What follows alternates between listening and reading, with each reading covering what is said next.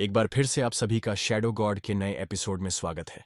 मैं हूं रश्प और एक बार फिर आपकी पसंदीदा कहानी का अगला भाग लेकर हाजिर हूं। लेकिन दोस्तों, आज एक जरूरी बात आप सबसे कहना चाहता हूं जो आप सभी को सुननी चाहिए। मेरे इस चैनल पर 2 स्ट्राइक आ चुकी हैं और अगर तीसरी स्ट्राइक भी आ गई तो चैनल डिलीट हो जाएगा। उसके बाद ना तो आपको कोई अपडेट मिलेगा और न ही कहानी का कोई नया एपिसोड यूट्यूब पर कहीं भी नहीं।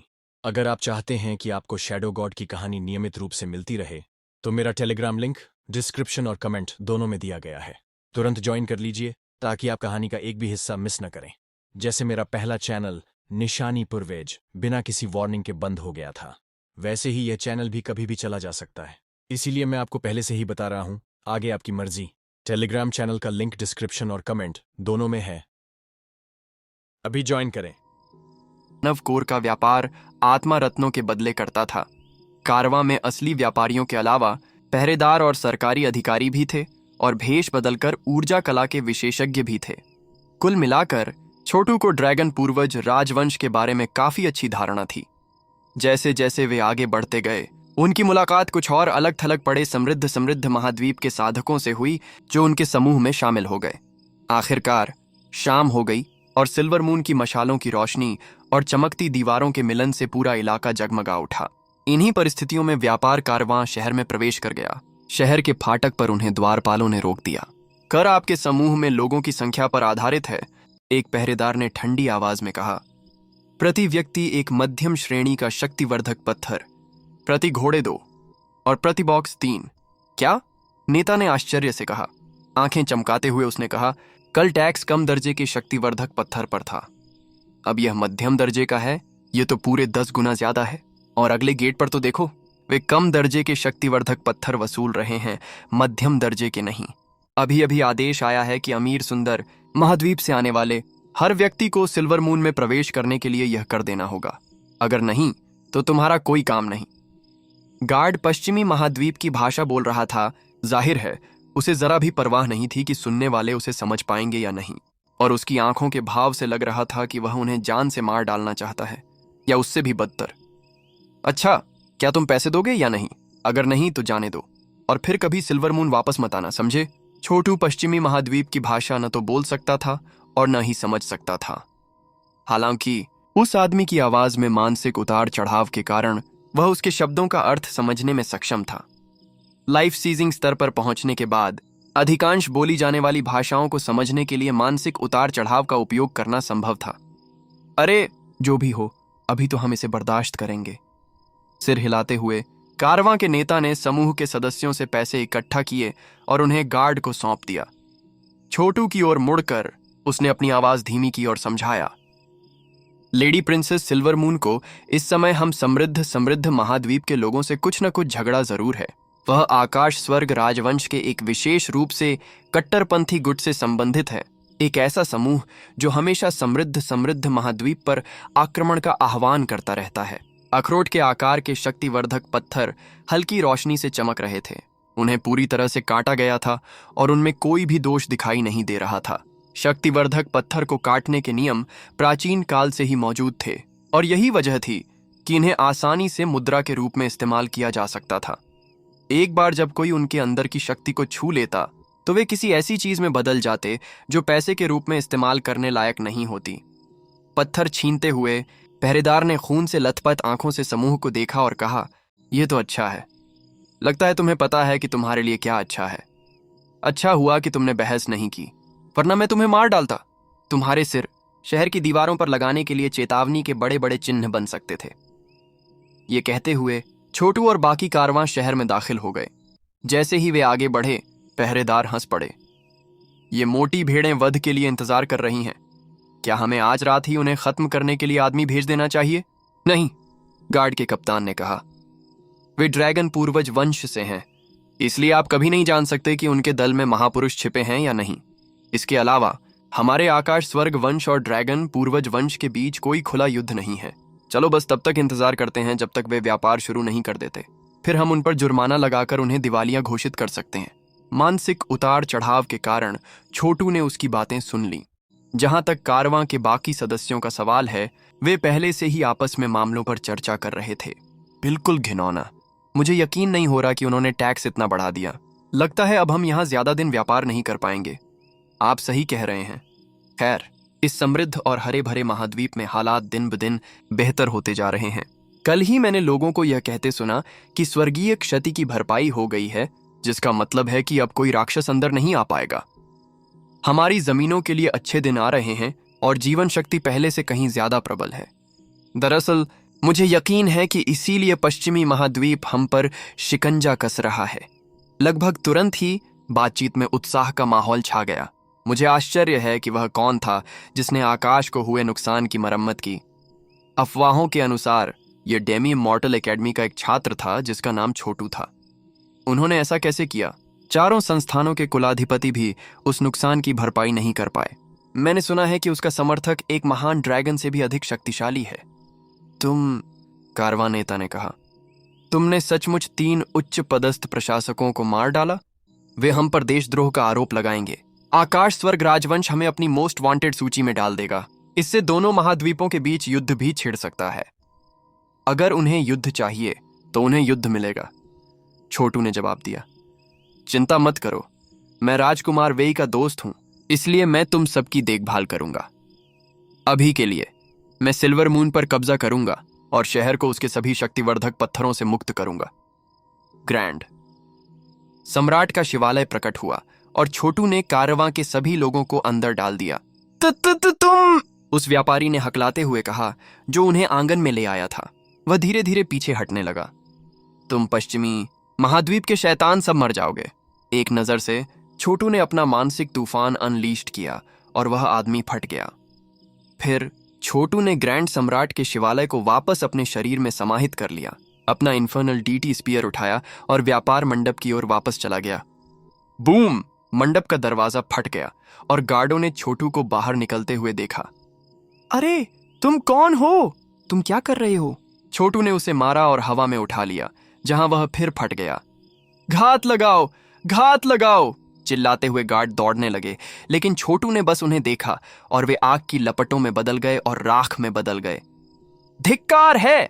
सिल्वर मून के म्यूनिसिपल बिजनेस पैवेलियन में परेशानी पैदा करने की हिम्मत कौन करता है? किसी ने चिल्लाया। अचानक पूरा मंडप कांप उठा, क्योंकि सच्ची ऊर्जा का एक विशाल हाथ प्रकट हुआ और छोटू की ओर बढ़ा। बिल्कुल बेकार, छोटू ने बुदबुदाया। उसके शब्दों के जवाब में हाथ बिखर गया। फिर उसने अपना भाला हवा में फेंक दिया। धड़ाक! हवा का एक निश्चित क्षेत्र फट गया और एक बूढ़ा आदमी बाहर गिर गया। हर जगह खून बिखर गया। वह म्यूनिसिपल बिजनेस पैवेलियन का संरक्षक था, एक पर्सनल डोमेन लीजेंडरी। वह सभी शक्तिवर्धक पत्थरों की रखवाली का प्रभारी है, और अब वह मर गया, बस ऐसे ही। तुम कौन हो? मुझे विश्वास नहीं हो रहा कि तुम यहीं परेशानी पैदा कर रहे हो। क्या तुम जीना नहीं चाहते? क्या? अभी क्या हुआ? क्या चल रहा है? स्वर्ग और पृथ्वी की इतनी विस्फोटक प्राण ऊर्जा। उतार चढ़ाव ने तुरंत क्षेत्र के कई शीर्ष विशेषज्ञों का ध्यान आकर्षित किया। उनमें से कुछ व्यापारी थे और कुछ बस शहर के निवासी थे, लेकिन सभी हलचल के स्रोत की ओर बढ़ने लगे। कोई खजाने के भंडार पर हमला कर रहा है और शक्तिवर्धक पत्थर चुरा रहा है। उस स्तर की शक्ति अविश्वसनीय है। जैसा कि पता चला, छोटू पहले ही मंडप के खजाने के भंडारों में था। सभी शक्तिवर्धक पत्थरों को ले रहा था। स्टोर हाउस कसकर बंद था, लेकिन उसने बस अपना रास्ता तोड़ दिया। उसके बाद उसने खुद को शक्तिवर्धक पत्थरों के पहाड़ों से भरे एक विशाल आयाम में पाया। चांदनी नगर एक बहुत अमीर और विकसित शहर था, जहां हर साल इतना व्यापार होता था कि उसका हिसाब लगाना लगभग नामुमकिन था। यहाँ सिर्फ राक्षसों का सामान ही नहीं बिकता था, बल्कि खजाने, हथियार और तरह तरह के औजार भी रोजाना खरीदे बेचे जाते थे। पश्चिमी महाद्वीप के हर जगह की तरह यहाँ भी सिक्के के तौर पर स्पिरिट पत्थर का इस्तेमाल होता था। जैसे ही छोटू खजाने के गोदाम में घुसा, उसे बेशुमार दौलत दिखी। उसने अपने पूरे जीवन में इतने सारे स्पिरिट पत्थर कभी नहीं देखे थे। ये इतना बड़ा भंडार था कि उसकी आंखें तुरंत हैरान रह गईं। वहां अलग अलग तरह के स्पिरिट पत्थरों के पहाड़ थे, इतने ज्यादा कि ऐसा लग रहा था जैसे पूरा इलाका ठोस स्पिरिट ऊर्जा से भरा हुआ है। जाहिर है, एक घुसपैठिया होने के कारण अनगिनत जादू और मंत्र तुरंत सक्रिय हो गए और उसकी तरफ घातक रोशनी की किरणें उड़ने लगीं। नष्ट हो जाओ! छोटू चिल्लाया और अपनी हथेली आगे की ओर उठाई। तुरंत ही रोशनी की किरणें बिखर गईं और उस इलाके में मौजूद मंत्र रचनाएं और रक्षा जादू नष्ट हो गए। उसने बस एक कदम उठाया और सब कुछ खत्म हो गया। अब उस उसके पास 2 लाख प्राचीन महाविशालकाय प्राणियों की शक्ति थी, जिससे वह लगभग 8वें महाविशालकाय रूपांतरण में किसी ऑस्ट्रल स्टार महाविशालकाय प्राणी जितना ही शक्तिशाली हो गया था। असल में उसकी अपनी शक्ति के मामले में 9वें महाविशालकाय रूपांतरण में किसी विशेषज्ञ को भी उससे निपटने में कठिनाई हो सकती थी। हालांकि बाकी सभी बातों को ध्यान में रखते हुए भी वह ऐसी लड़ाई में मारा जाएगा। शुक्र है उसके पास उसका भव्य सम्राट का शिवालय था और उसके अंदर सम्राट का भ्रूण था जो अकल्पनीय शक्ति उत्पन्न कर सकता था। दरअसल वह युद्ध कौशल का कितना सटीक स्तर हासिल कर सकता था, यह जानने का एकमात्र तरीका वास्तविक युद्ध में भाग लेना ही था। इतने सारे स्पिरिट पत्थर वो शाही श्रेणी के हैं और वो इंपीरियल श्रेणी के। मंत्र रचनाओं को नष्ट करने के बाद छोटू ने गोदाम को साफ करना शुरू कर दिया, जिसमें निम्न श्रेणी के आत्मा पत्थरों से लेकर शाही श्रेणी के पत्थरों तक सब कुछ शामिल था। दुर्भाग्य से वहां कोई संप्रभु श्रेणी के पत्थर मौजूद नहीं थे। इस बात से उसे थोड़ी निराशा हुई, क्योंकि उनमें जो आत्मिक शक्ति थी वह उसकी साधना के लिए सबसे उपयुक्त थी। फिर भी शाही श्रेणी के पत्थर भी काम करेंगे। जहां तक शाही और सर्वोच्च श्रेणी के स्पिरिट पत्थरों की बात है, वे मंत्र निर्माण के लिए ईंधन के अलावा उसके लिए लगभग बेकार थे। हालांकि वे सौर्य कबीला के लिए मददगार जरूर होंगे। कम से कम हिमेश शाही श्रेणी के स्पिरिट पत्थरों का इस्तेमाल एक और साधना आधार में सफलता हासिल करने के लिए कर सकता था। आखिरकार यंग मास्टर वज्रा के हर स्पिरिट पत्थर का इस्तेमाल प्लेनर पर्ल वाली घटना में किया गया था। महासम्राट के शिवालय की शक्ति गोदाम में फैल गई, सभी आत्मिक पत्थरों को अपने अंदर खींच लिया। जहां तक शाही स्तर के पत्थरों की बात है, तो उसने उन्हें सीधे नरक की अग्नि में भेज दिया, ताकि वे असुरों के मांस और रक्त के साथ काम करने की शक्ति बन सकें। साथ ही अपने प्रभु परमेश्वर की सच्ची ऊर्जा और सार्वभौमिक शक्ति को भी बढ़ा सकें। छोटू ने उस पर्सनल डोमेन लेजेंडरी गार्ड की लाश को भी क्रूसिबल में भेज दिया, जिसे उसने मार डाला था। जिसके बाद एक दानव कोर बाहर निकला, एक पर्सनल डोमेन दानव कोर। तो ये पता चला कि पश्चिमी महाद्वीप के इन असभ्य लोगों में वास्तव में दानवों का खून है। बेशक पश्चिमी महाद्वीप के लोग खुद को दानव कोर से अलग करना चाहते थे, इसलिए उन्होंने उन्हें एक अलग नाम से बुलाया, आंतरिक छर्रे। ये कैसी ढिठाई है? किसने चांदनी नगर के कानून तोड़ने, नगर निगम के व्यावसायिक मंडप में तोड़फोड़ करने और खजाने को लूटने की हिम्मत की है? जो भी हो, उसे मार डालो, हमला करो। अंततः इसी समय चांदनी नगर के विशेषज्ञ वहां पहुंचे। चांदनी नगर एक बहुत बड़ा और महत्वपूर्ण तटीय व्यापारिक शहर था और इसकी देखरेख स्काई हेवन राजवंश द्वारा की जाती थी। जाहिर है छोटू की गतिविधियों को नजरअंदाज नहीं किया जा सकता था। जैसे ही विशेषज्ञ व्यापारिक मंडप पर एकत्रित हुए, पूरे शहर में कई मंत्र रचनाएं सक्रिय हो गईं, जिससे पूरा इलाका बंद हो गया। घात लगाओ, घात लगाओ, सैनिक चिल्लाए। चांदनी नगर के नागरिकों, घबराएं नहीं, जहां हैं वहीं रहें और शांत रहें।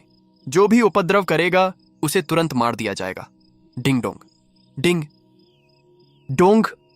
फिर छोटू ने ग्रैंड सम्राट के पैगोडा को अपने शरीर में वापस समाहित कर लिया, अपने नारकीय देवता भाले को उठाया और व्यापार मंडप की ओर वापस चल दिया।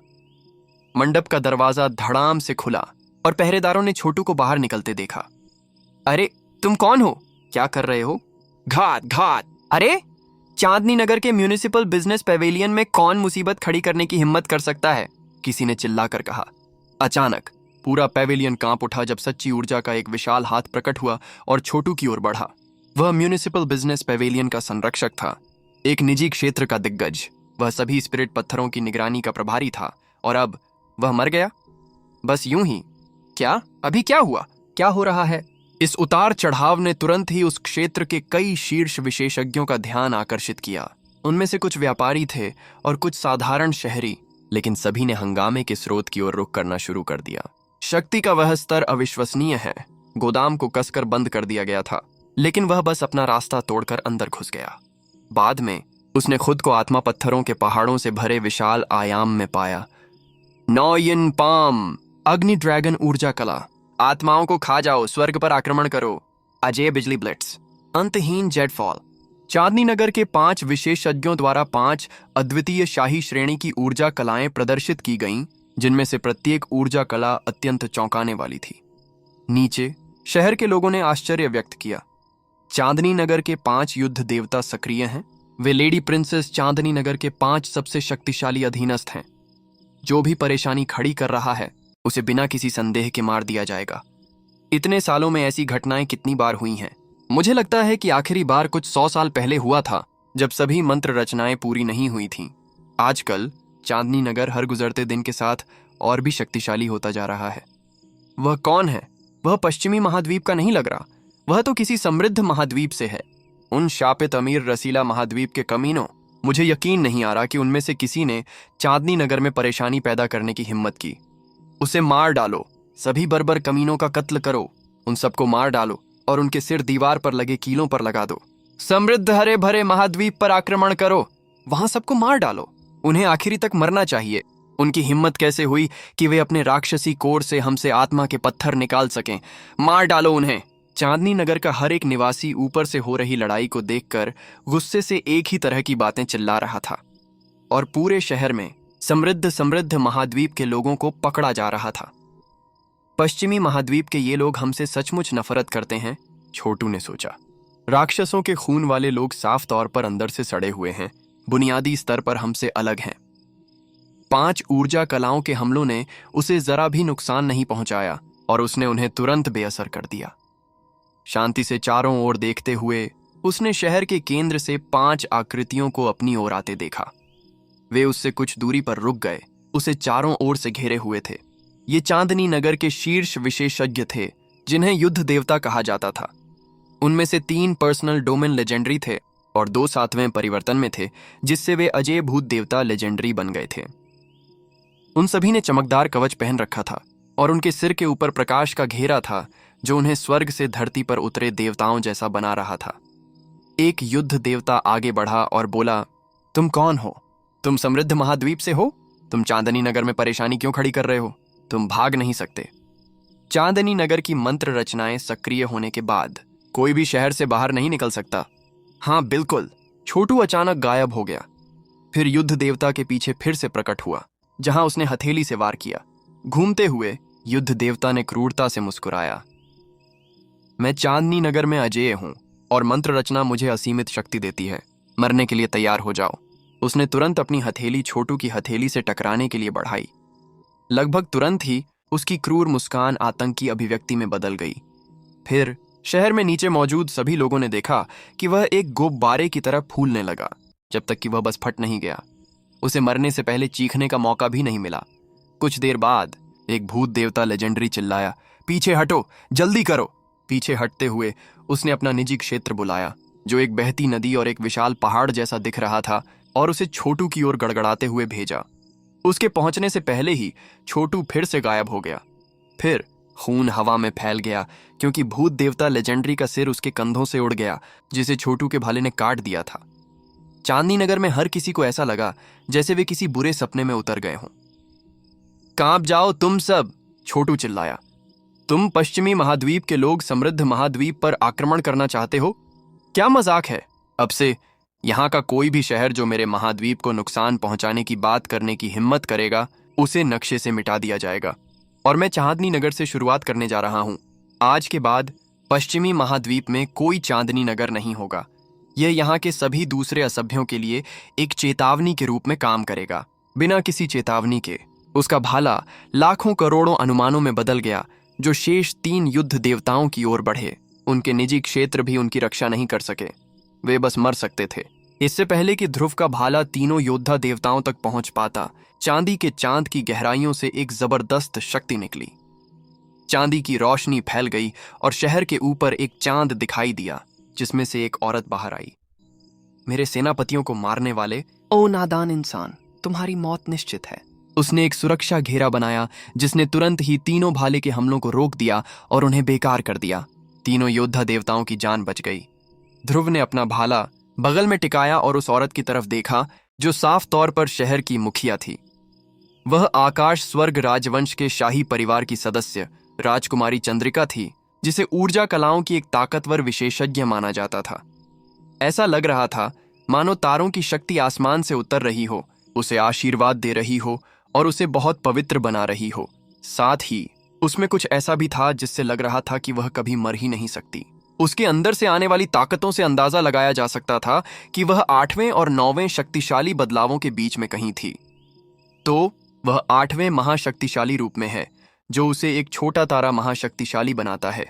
हालांकि उसे अनगिनत जादुई रचनाओं से ताकत मिल रही है, जिससे वह एक अमर महाशक्तिशाली से कमजोर नहीं है।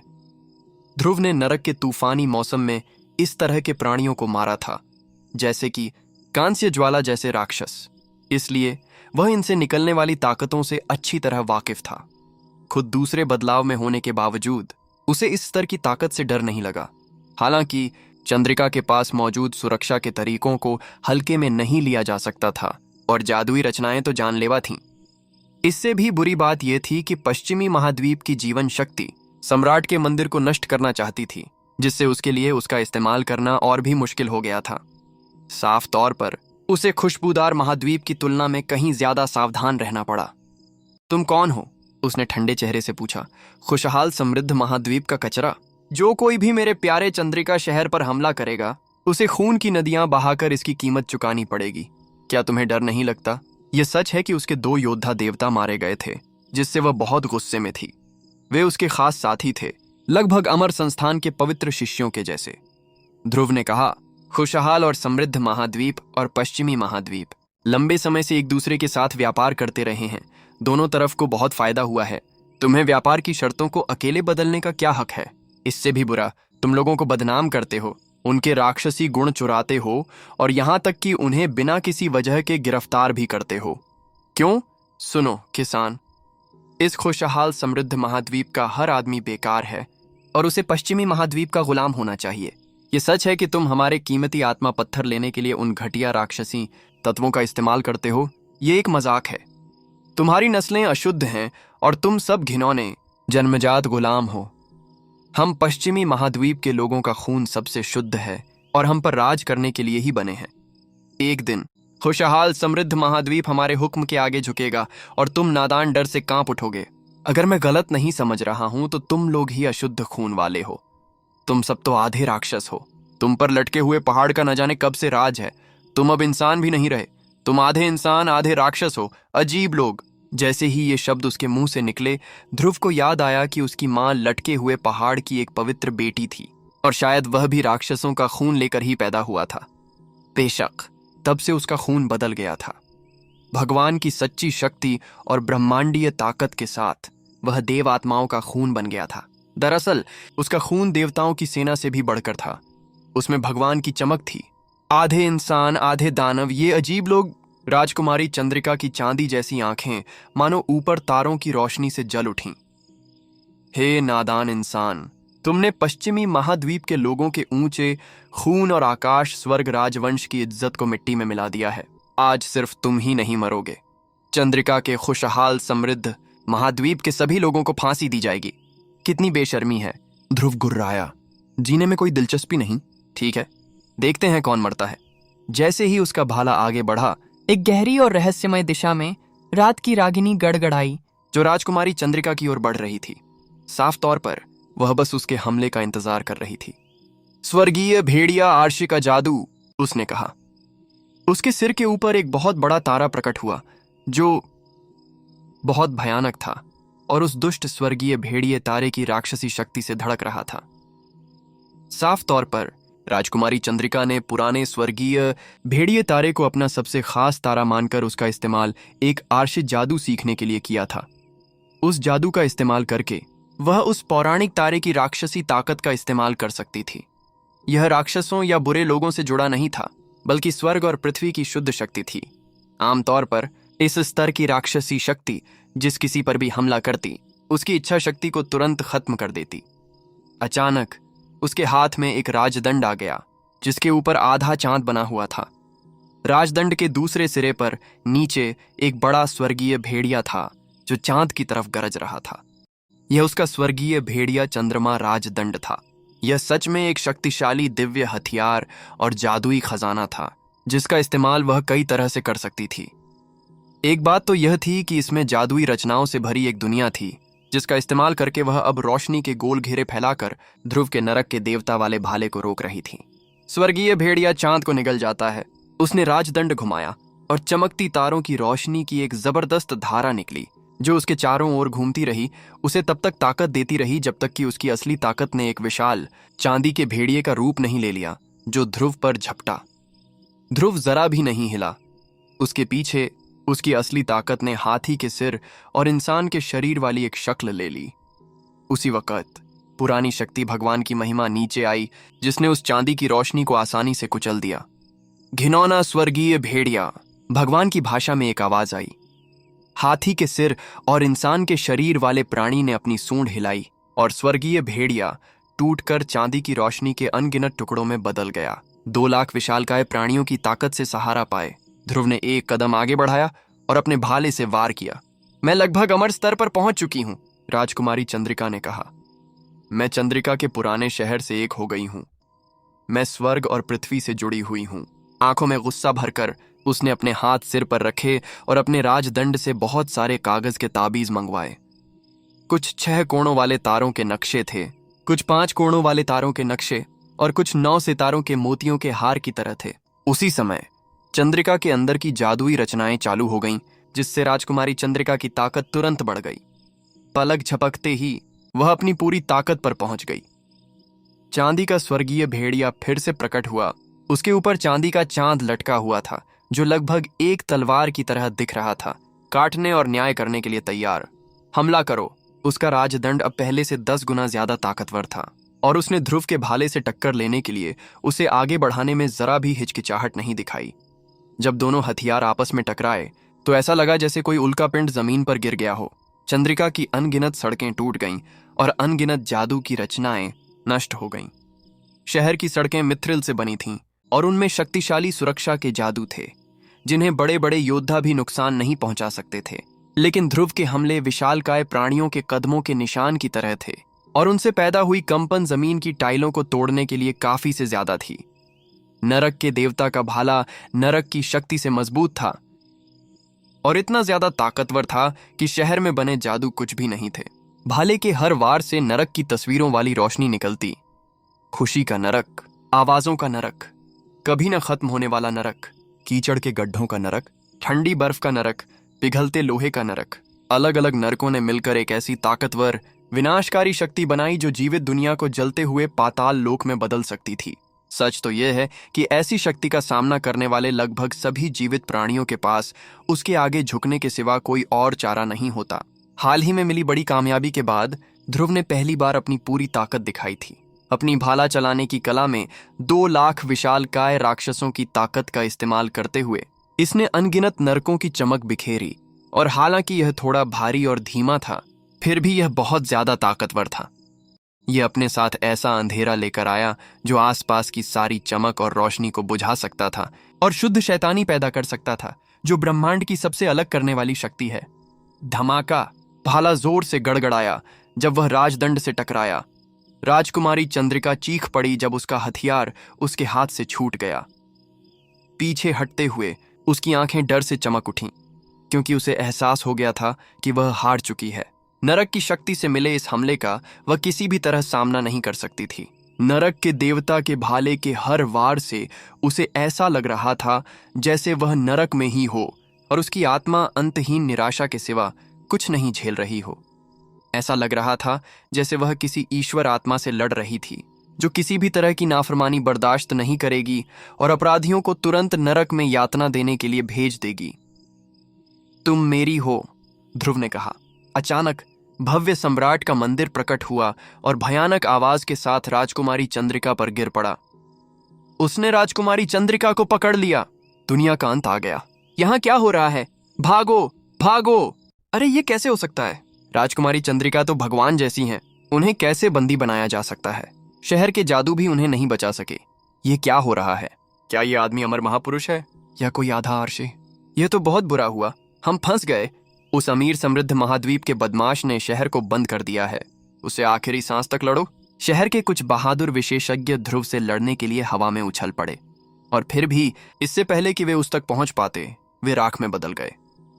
इस पर ध्रुव ने अपना फैसला सुनाया। उसकी आवाज चंद्रिका के सभी निवासियों के कानों में गूंज उठी। चंद्रिका, मैं तुम्हें मौत की सजा सुनाता हूं।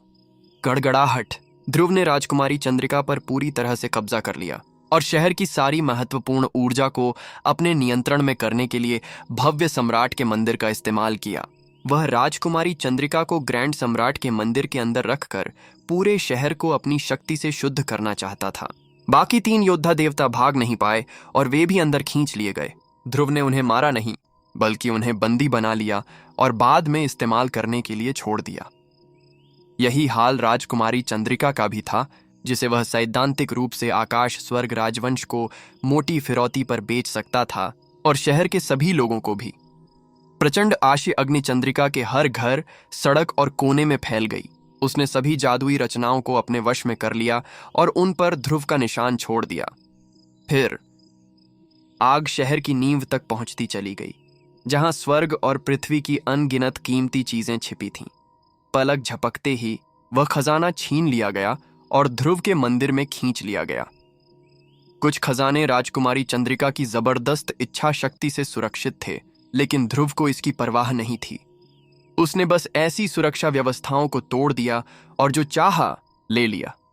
इस बीच उसने शहर के मुखिया के महल के बीचों बीच अपनी इच्छा शक्ति भेजी, जहां उसे आत्मा के पत्थरों से बना एक निजी कमरा मिला, जो राजकुमारी चंद्रिका के अड्डे के सिवा कुछ नहीं था। आखिरकार कुछ बहुत अच्छे दर्जे के आत्मा पत्थर। उन्हें राजकुमारी चंद्रिका के कमरे में बनी एक जादुई वेदी में जड़ा गया था, हजारों की संख्या में। वहां एक खास आत्मा पत्थर भी था, जो बाकियों के आकार का ही था, लेकिन उसमें बहुत ज्यादा चमक और आत्मिक ऊर्जा भरी हुई थी। एक आर्षि श्रेणी का आत्मा पत्थर। ध्रुव इससे ज्यादा खुश नहीं हो सकता था। अनगिनत लोग ऐसे आत्मिक पत्थर को देखने का सिर्फ सपना ही देख सकते थे, जिसका इस्तेमाल पुराने जमाने के महान आर्षि अपनी साधना में करते थे। इसमें एक ऐसी ब्रह्मांडीय शक्ति थी जो दुनिया में मौजूद किसी भी चीज से कहीं बढ़कर थी और सबसे ऊंचे दर्जे के पत्थरों से कहीं ज्यादा थी। ये बहुत ज्यादा कीमती थे, यहां तक कि आज के महान आर्षि भी इनके लिए अपनी जान दे देते थे। यह निश्चित रूप से राजकुमारी चंद्रिका के सबसे कीमती खजानों में से एक था। इसके अलावा ऐसा लग रहा था कि वह 9वें पौराणिक बदलाव में पहुंचने के लिए इसका इस्तेमाल करना चाहती थी। आखिरकार वह उस स्तर पर बस आधा कदम ही आगे थी, कोई सच्ची अमर महान हस्ती नहीं, वरना ध्रुव से मुठभेड़ में वह इतनी आसानी से नहीं हारती। मैं कितना भाग्यशाली हूं। अगर मैं इस वेदी की शक्ति को सोख लूं तो मेरे पास निश्चित रूप से 3 लाख महामस्त हाथी की ताकत तक पहुंचने और शून्य को भेदने की क्षमता होगी। एक अंतरिक्ष शून्य महापुरुष के तौर पर मैं निश्चित रूप से युवराज को मारने के लिए काफी ताकतवर हो जाऊंगा। उसी पल ध्रुव को एहसास हुआ कि पश्चिमी महाद्वीप की यह यात्रा सफल रही। हालांकि उसने एक बड़ा तमाशा खड़ा कर दिया था। अगर वह अंतरिक्ष शून्य बदलाव तक पहुंच गया तो उसे छिपने के लिए एक अच्छी जगह मिल जानी चाहिए, जो उसे महान आर्षियों से भी बचा सके। इधर आओ। एक हाथ के इशारे से उसने वेदी को, बाकी सभी खजानों और आत्मा रत्नों को उखाड़कर भव्य सम्राट के मंदिर में फेंक दिया। वेदी में जड़े भगवान श्रेणी के आत्मा रत्नों के अलावा वहां छोटे तारे के स्तर के राक्षसी तत्व भी थे और कुछ कभी न मरने वाले राक्षसों की पहचान भी थी। उनसे एक 9 तारा मोतियों का हार बना, जो देखने में बिल्कुल एक तारामंडल जैसा लगता था और जो स्वर्ग के नियमों का ज्ञान दे सकता था। यह साफ तौर पर राजकुमारी चंद्रिका का सबसे बड़ा खजाना था। गड़डडडडड। अचानक ग्रैंड सम्राट के मंदिर ने बहुत ज्यादा दिव्य शक्ति भेजी, जिससे 50 किलोमीटर का एक बहुत बड़ा ब्लैक होल बन गया। पहाड़ों को हिलाने और समुद्रों को भरने की ताकत, ध्रुव ने मन ही मन कहा। अचानक हाथी के सिर और इंसान के शरीर वाली एक देव आत्मा प्रकट हुई और उसकी सूंड के हिलने से पूरा चंद्रिका शहर सच्ची ऊर्जा से घिर गया। धरती कांप उठी, हर जगह बड़ी बड़ी दरारें खुल गईं और शहर के लोग हैरानी से देखते रहे, क्योंकि चंद्रिका किसी बहुत बड़ी ताकत से जमीन से ऊपर उठने लगा। ये कितनी हैरान करने वाली दिव्य शक्ति थी। यह निश्चित रूप से इंसान की ताकत नहीं थी। धीरे धीरे लेकिन जरूर मिथ्रिल का शहर, जो चंद्रिका था, हवा में ऊपर उठा और ग्रैंड सम्राट के मंदिर में समा गया, यहां तक कि उसकी नींव भी उखाड़ कर ले जाई गई। दूर से देख रहे लोगों ने देखा कि मिथ्रिल का शहर गायब हो गया और पीछे एक बहुत बड़ा गड्ढा रह गया। एक पूरा शहर जो अथाह धन से भरा हुआ था, पश्चिमी महाद्वीप के सबसे महत्वपूर्ण व्यापार केंद्रों में से एक था, सचमुच छीन लिया गया था। अपराधी ने न तो कोई हत्या का अभियान चलाया था, न ही शहर के लोगों को लूटा था। उसने तो बस उस जगह पर कब्जा करने के लिए अविश्वसनीय शक्ति का इस्तेमाल किया था। जिसने भी यह सब देखा वह हक्का बक्का रह गया। कुछ लोग तो इतने हैरान थे कि जमीन में बनी दरारों में गिर गए, लेकिन ऊर्जा के कलाकार होने के कारण वे फिर से बाहर निकल आए। चंद्रिका के ग्रैंड सम्राट के मंदिर में गायब हो जाने के बाद मंदिर सिकुड़ गया, फिर बादलों के समुद्र में चला गया और फिर गायब हो गया। शहर तो खत्म हो ही गया था और उसके साथ ही खुशहाल समृद्ध महाद्वीप के सभी लोग भी चले गए थे। अब सिर्फ पश्चिमी महाद्वीप के मूल निवासी ही बचे थे। ये कितना भयानक सपना था। जल्दी से आकाश स्वर्ग राजवंश को खबर भेजो।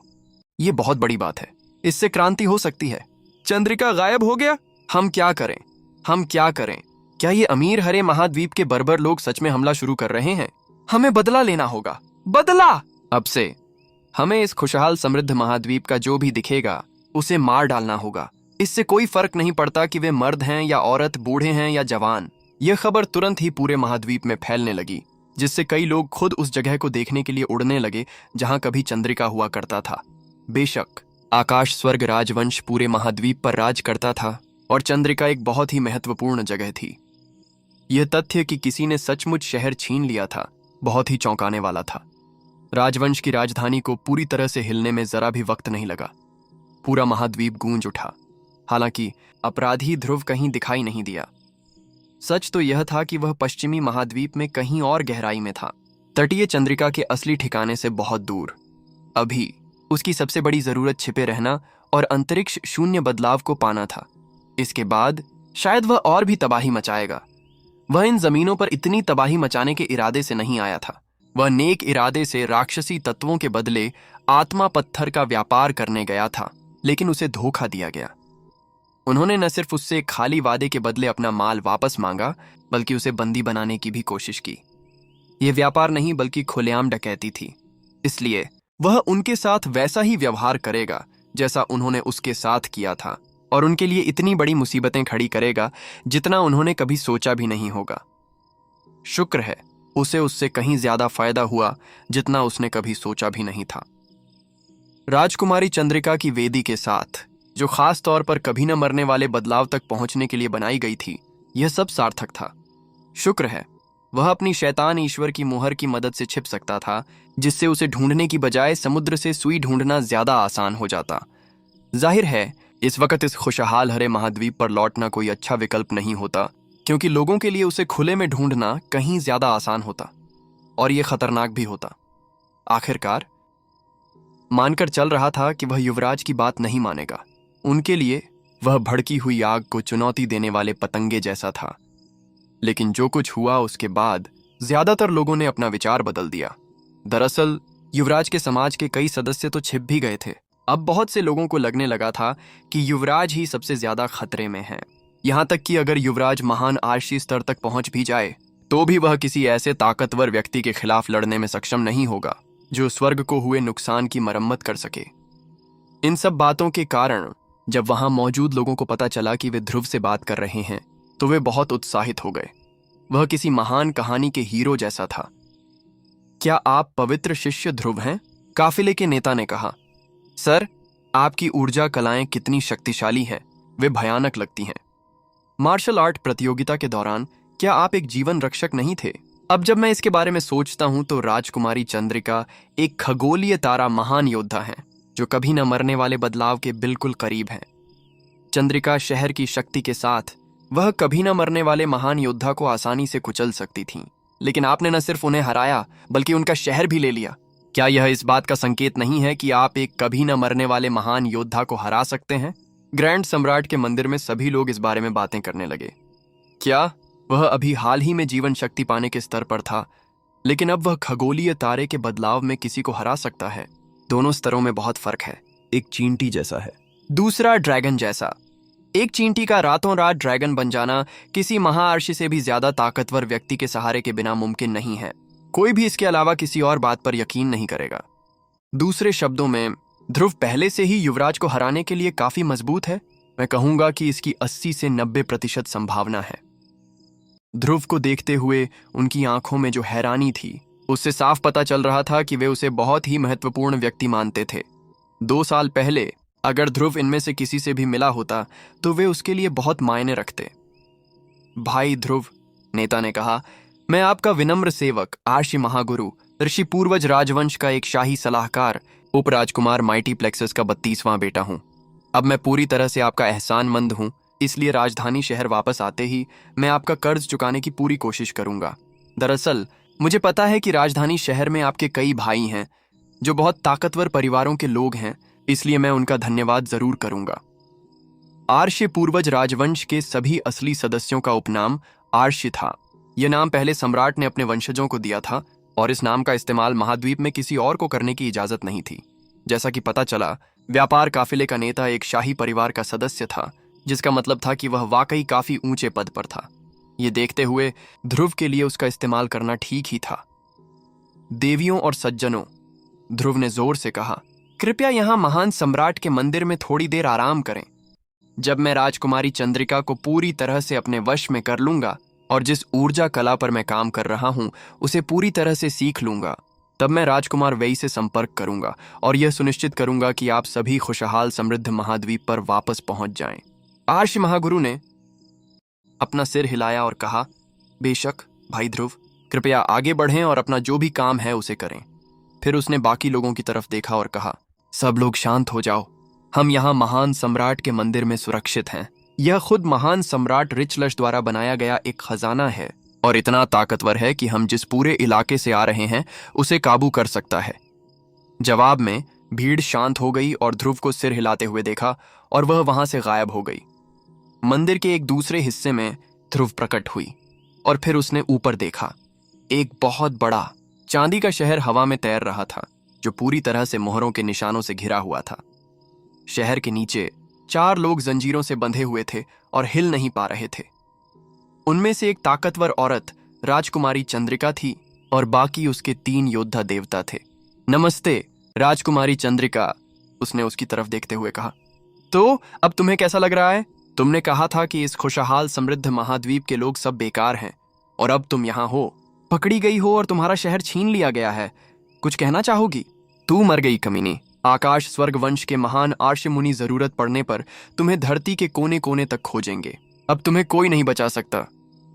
उसने अपना राजदंड वापस पा लिया था और उसके पास अभी भी कुछ ताबीज बचे थे, जिन्हें एक बड़े सफेद कमल के आकार में लगाया गया था, जिससे वह किसी भी तरह के नुकसान से बची हुई थी। हालांकि मकड़ी के जाले जैसी जंजीरों के जाल ने उसे जकड़ रखा था, जिससे वह कुछ भी नहीं कर सकती थी। उसके योद्धा देवता साथियों के पास ऐसी कोई सुरक्षा नहीं थी और इसलिए जंजीरें उनमें चुभती रहीं और धीरे धीरे उनकी असली ताकत खत्म होती गई। उनमें से कोई भी इतना ताकतवर नहीं था कि सच में पलटवार कर सके। राजकुमारी चंद्रिका की रक्षा करने वाला सफेद कमल उनकी अपनी रचना नहीं थी, बल्कि एक महान आर्षी की बनाई हुई चीज थी। इसे खास तौर पर हर तरह के हानिकारक जादू से बचाने के लिए बनाया गया था और यही एकमात्र कारण था कि वह इस वक्त खतरे से बाहर थी। मैं मर गया? ध्रुव ठंडी हंसी। शायद तुमने सुना होगा कि खुशहाल हरे महाद्वीप का स्वर्ग ठीक हो गया है और नरक के तूफान रुक गए हैं। पुराने ऋषियों द्वारा बनाए गए वर्महोल खुल गए हैं, जिससे हर तरह की ब्रह्मांडीय शक्तियां महाद्वीप में बह रही हैं। आने वाली सदियों में यह महाद्वीप सच में खुशहाल और हरा भरा हो जाएगा और तुम्हारा पश्चिमी महाद्वीप उसके सामने कुछ भी नहीं होगा। तुम, राजकुमारी चंद्रिका ने अचानक कहा, तुम यह बात क्यों उठा रहे हो? रुको, मुझे मत बताओ। हाँ, मैं ही वह व्यक्ति हूं जिसने स्वर्ग की मरम्मत की और मेरा साथ देने वाला कोई महान आर्षी नहीं है। तुम्हें लगता है कि पश्चिमी महाद्वीप मेरा कुछ बिगाड़ सकता है? अगर तुम ऐसा सोचते हो तो तुम गलत फहमी में हो। धमाका, गड़गड़ाहट! उसकी असली ताकत फूट पड़ी, जो सफेद कमल से टकराई, जिससे वह बुरी तरह कांप उठा और राजकुमारी चंद्रिका का चेहरा राख जैसा हो गया। तुम ध्रुव हो, वही जिसके बारे में सब बातें कर रहे हैं, जिसका साथ देने वाला एक अजेय अर्ध अमर विशेषज्ञ है। राजकुमारी चंद्रिका का दिल पहले से ही डर से धड़क रहा था। आखिरकार ध्रुव के बारे में कहानियां पश्चिमी महाद्वीप में फैलने लगी थीं और शासक वर्ग की एक ऊंचे पद की सदस्य होने के नाते वह इस मामले के बारे में ज्यादातर लोगों से ज्यादा जानती थी। जाहिर है, पश्चिमी महाद्वीप के जासूस खुशहाल समृद्ध महाद्वीप में मौजूद थे। वे सभी जरूरी जानकारियां जानते थे, जिसमें यह भी शामिल था कि ध्रुव के पास ग्रैंड सम्राट का मंदिर था। अब जब राजकुमारी चंद्रिका को ध्रुव के बारे में यकीन हो गया था, तो वह उसके साथ देने वाले के बारे में फैली अफवाहों को देखते हुए और भी ज्यादा डर गई थी। एक अर्धअमर के अलावा स्वर्ग को हुए नुकसान की मरम्मत कौन कर सकता था, नरक के तूफानों को कौन रोक सकता था, और निराश आरिशी आत्माओं को कौन बचा सकता था। ऐसा व्यक्ति पश्चिमी महाद्वीप को सच में नष्ट करने के लिए काफी ताकतवर था। तुम क्या चाहती हो? अगर तुम्हारा कोई अर्ध अमर साथ देने वाला भी हो तो भी अब जब तुम पश्चिमी महाद्वीप में हो तो ऐसा व्यक्ति यहाँ के जादुई नियमों के अधीन रहेगा। उसे स्वर्ग और पृथ्वी दोनों ही नकार देंगे। और राजकुमारी चंद्रिका ने आत्मविश्वास से बोलना शुरू किया, लेकिन धीरे धीरे उसकी आवाज धीमी होती गई और फिर उसने बोलना बंद कर दिया। मुझे तुम्हारी बकवास सुनने में कोई दिलचस्पी नहीं है, राजकुमारी चंद्रिका, ध्रुव ने कहा। मैं तुम्हें 2 विकल्प देती हूँ। पहला, उन ताबीजों को नष्ट कर दो और मुझे तुम्हें बंदी बनाने दो। मेरे लिए काम करो और मैं तुम्हारी जान बख्श दूंगी। दूसरा विकल्प, मर जाओ। मैं चाहूंगी कि तुम मुझे उस भयानक शक्ति का इस्तेमाल करने के लिए मजबूर न करो जो मेरे पास है। तुम।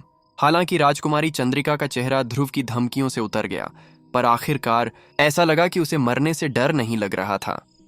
यह एक आकाश स्वर्ग भगवान का ताबीज है जिसे महान महारानी आकाश स्वर्ग ने बनाया था।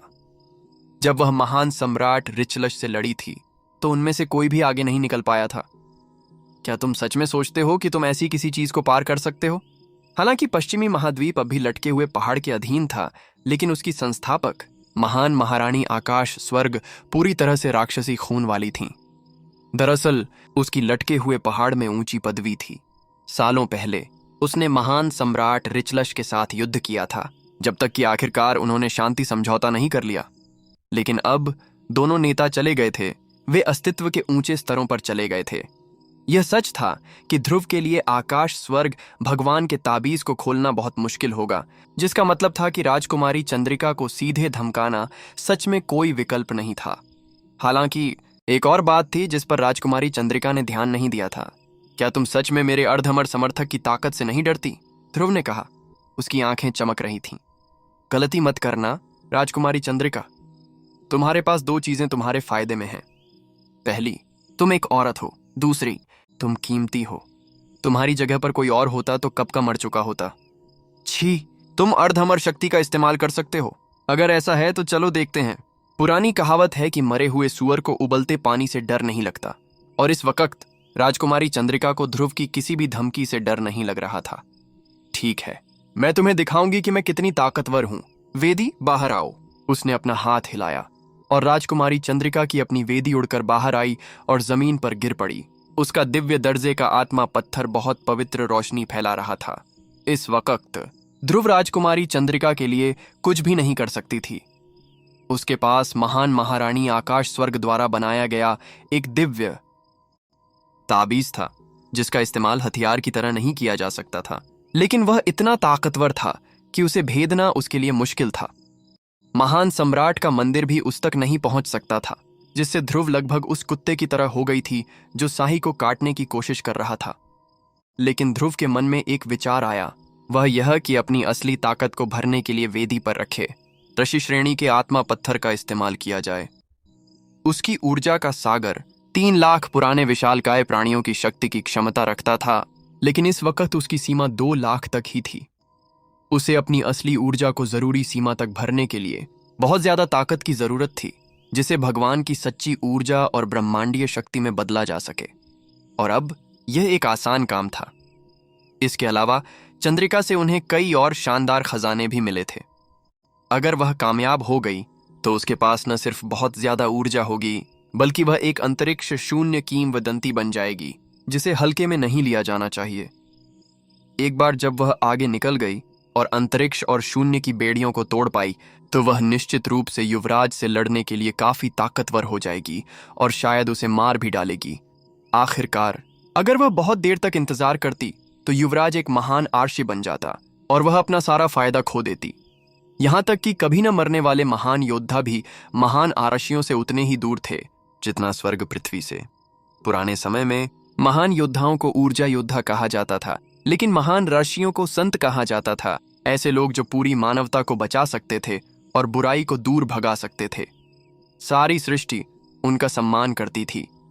ऊर्जा योद्धा सेवक थे और संत सेनापति थे। राजकुमारी चंद्रिका, आपने 9वें महान बदलाव तक पहुंचने में मदद के लिए इस वेदी का निर्माण किया था, है ना?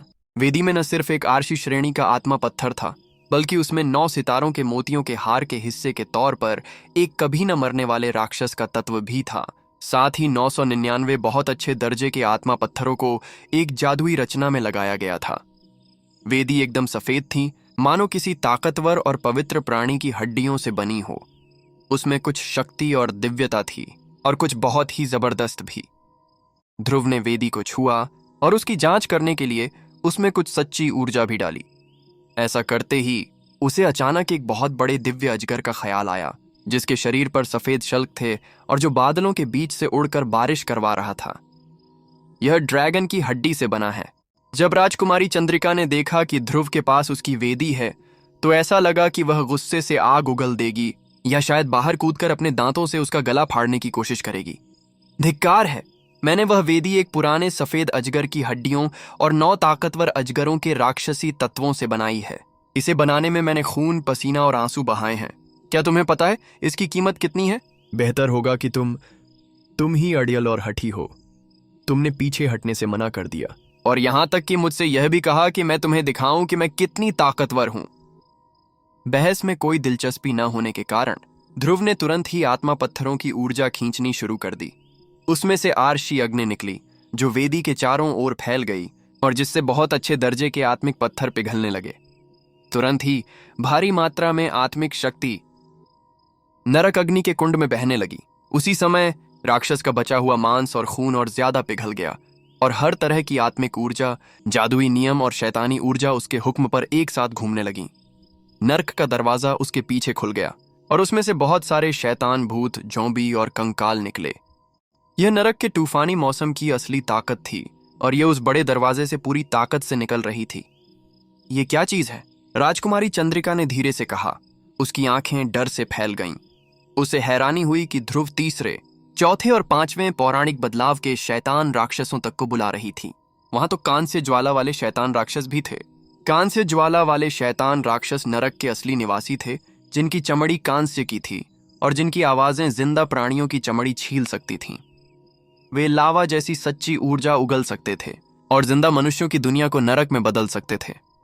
पश्चिमी महाद्वीप के लोगों के लिए शैतान राक्षस बहुत डरावने थे, और एक का भी दिख जाना एक बहुत बड़ी मुसीबत मानी जाती थी। एक बात तो यह है कि जीवन ग्रहण स्तर पर कांस्य ज्वलंत राक्षस शैतान जैसी कोई चीज नहीं थी। वे महान योद्धा के रूप में पैदा हुए थे, और नरक में उनके वंश की महानता को देखते हुए उन्हें ऊंचे लोकों से आए प्राणी माना जाता था। वे जीवन का एक ऐसा रूप थे जो राक्षसों या मनुष्यों से ऊपर मौजूद थे। और फिर भी ध्रुव ने लापरवाही से एक को बुलाया था, और उसका इस्तेमाल जलाने वाली लकड़ी से ज्यादा कुछ नहीं की तरह कर रही थी।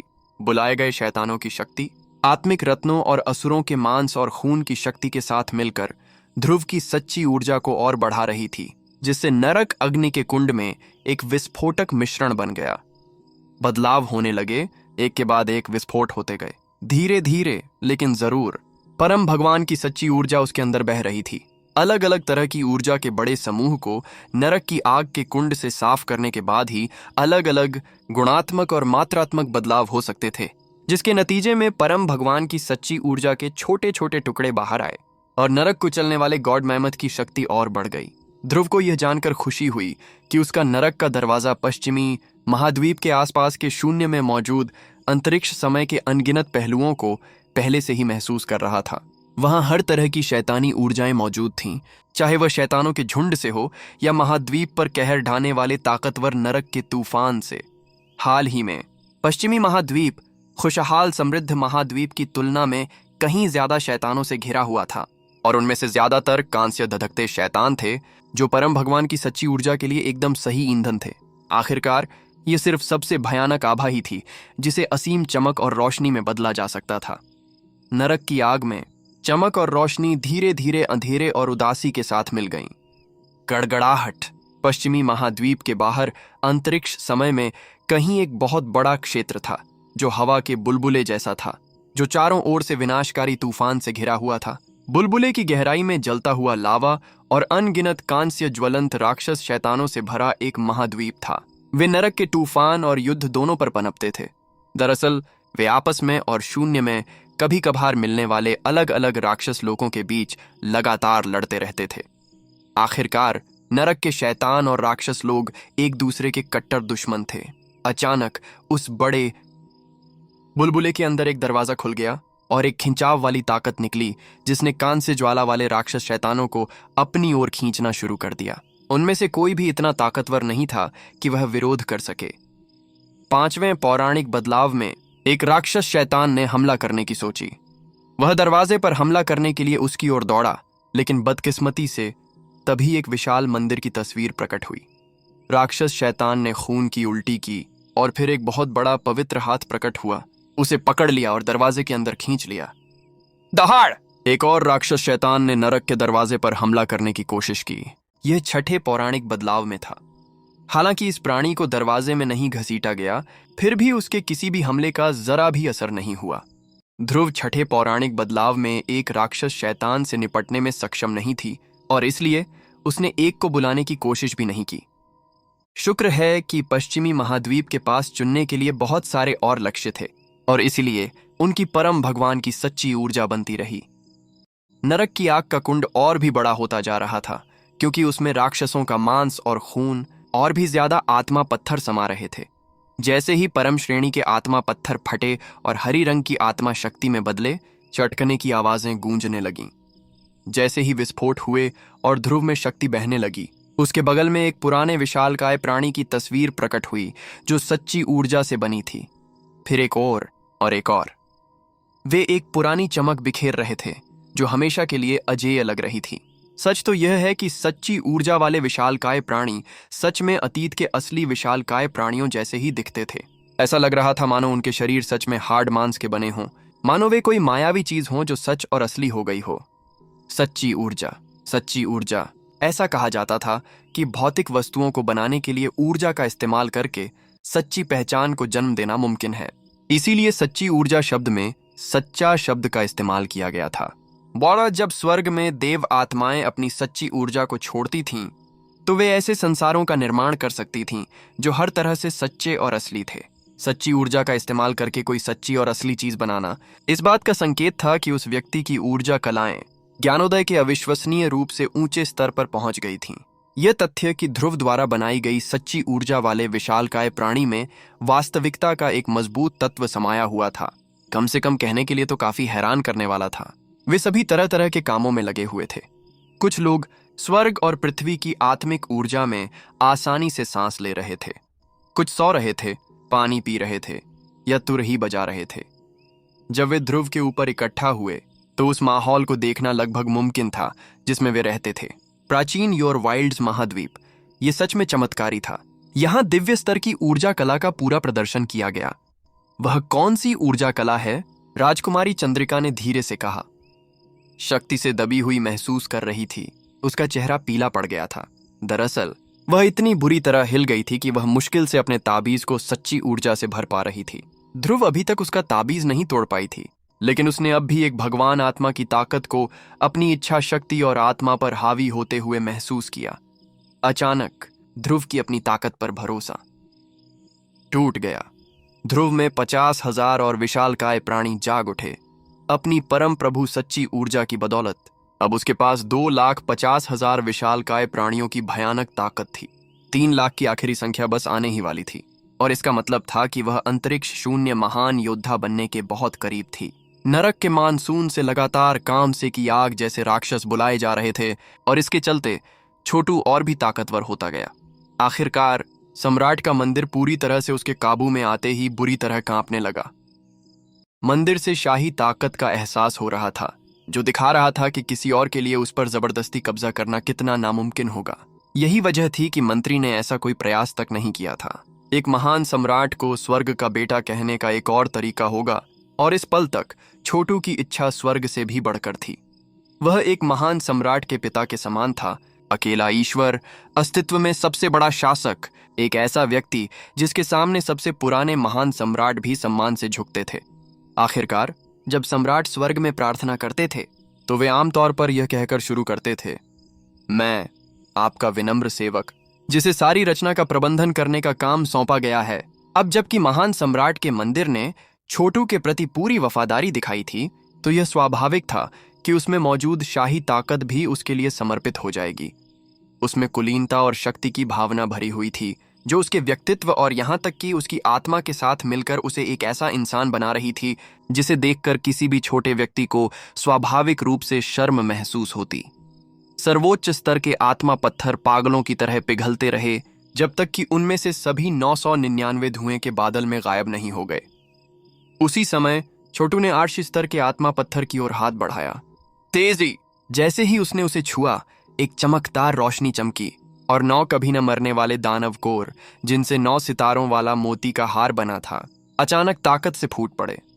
पूरी हड्डी वेदी जीवंत हो उठी, मानो बहुत तेज अर्शियों जैसी रोशनी से चमक रही हो।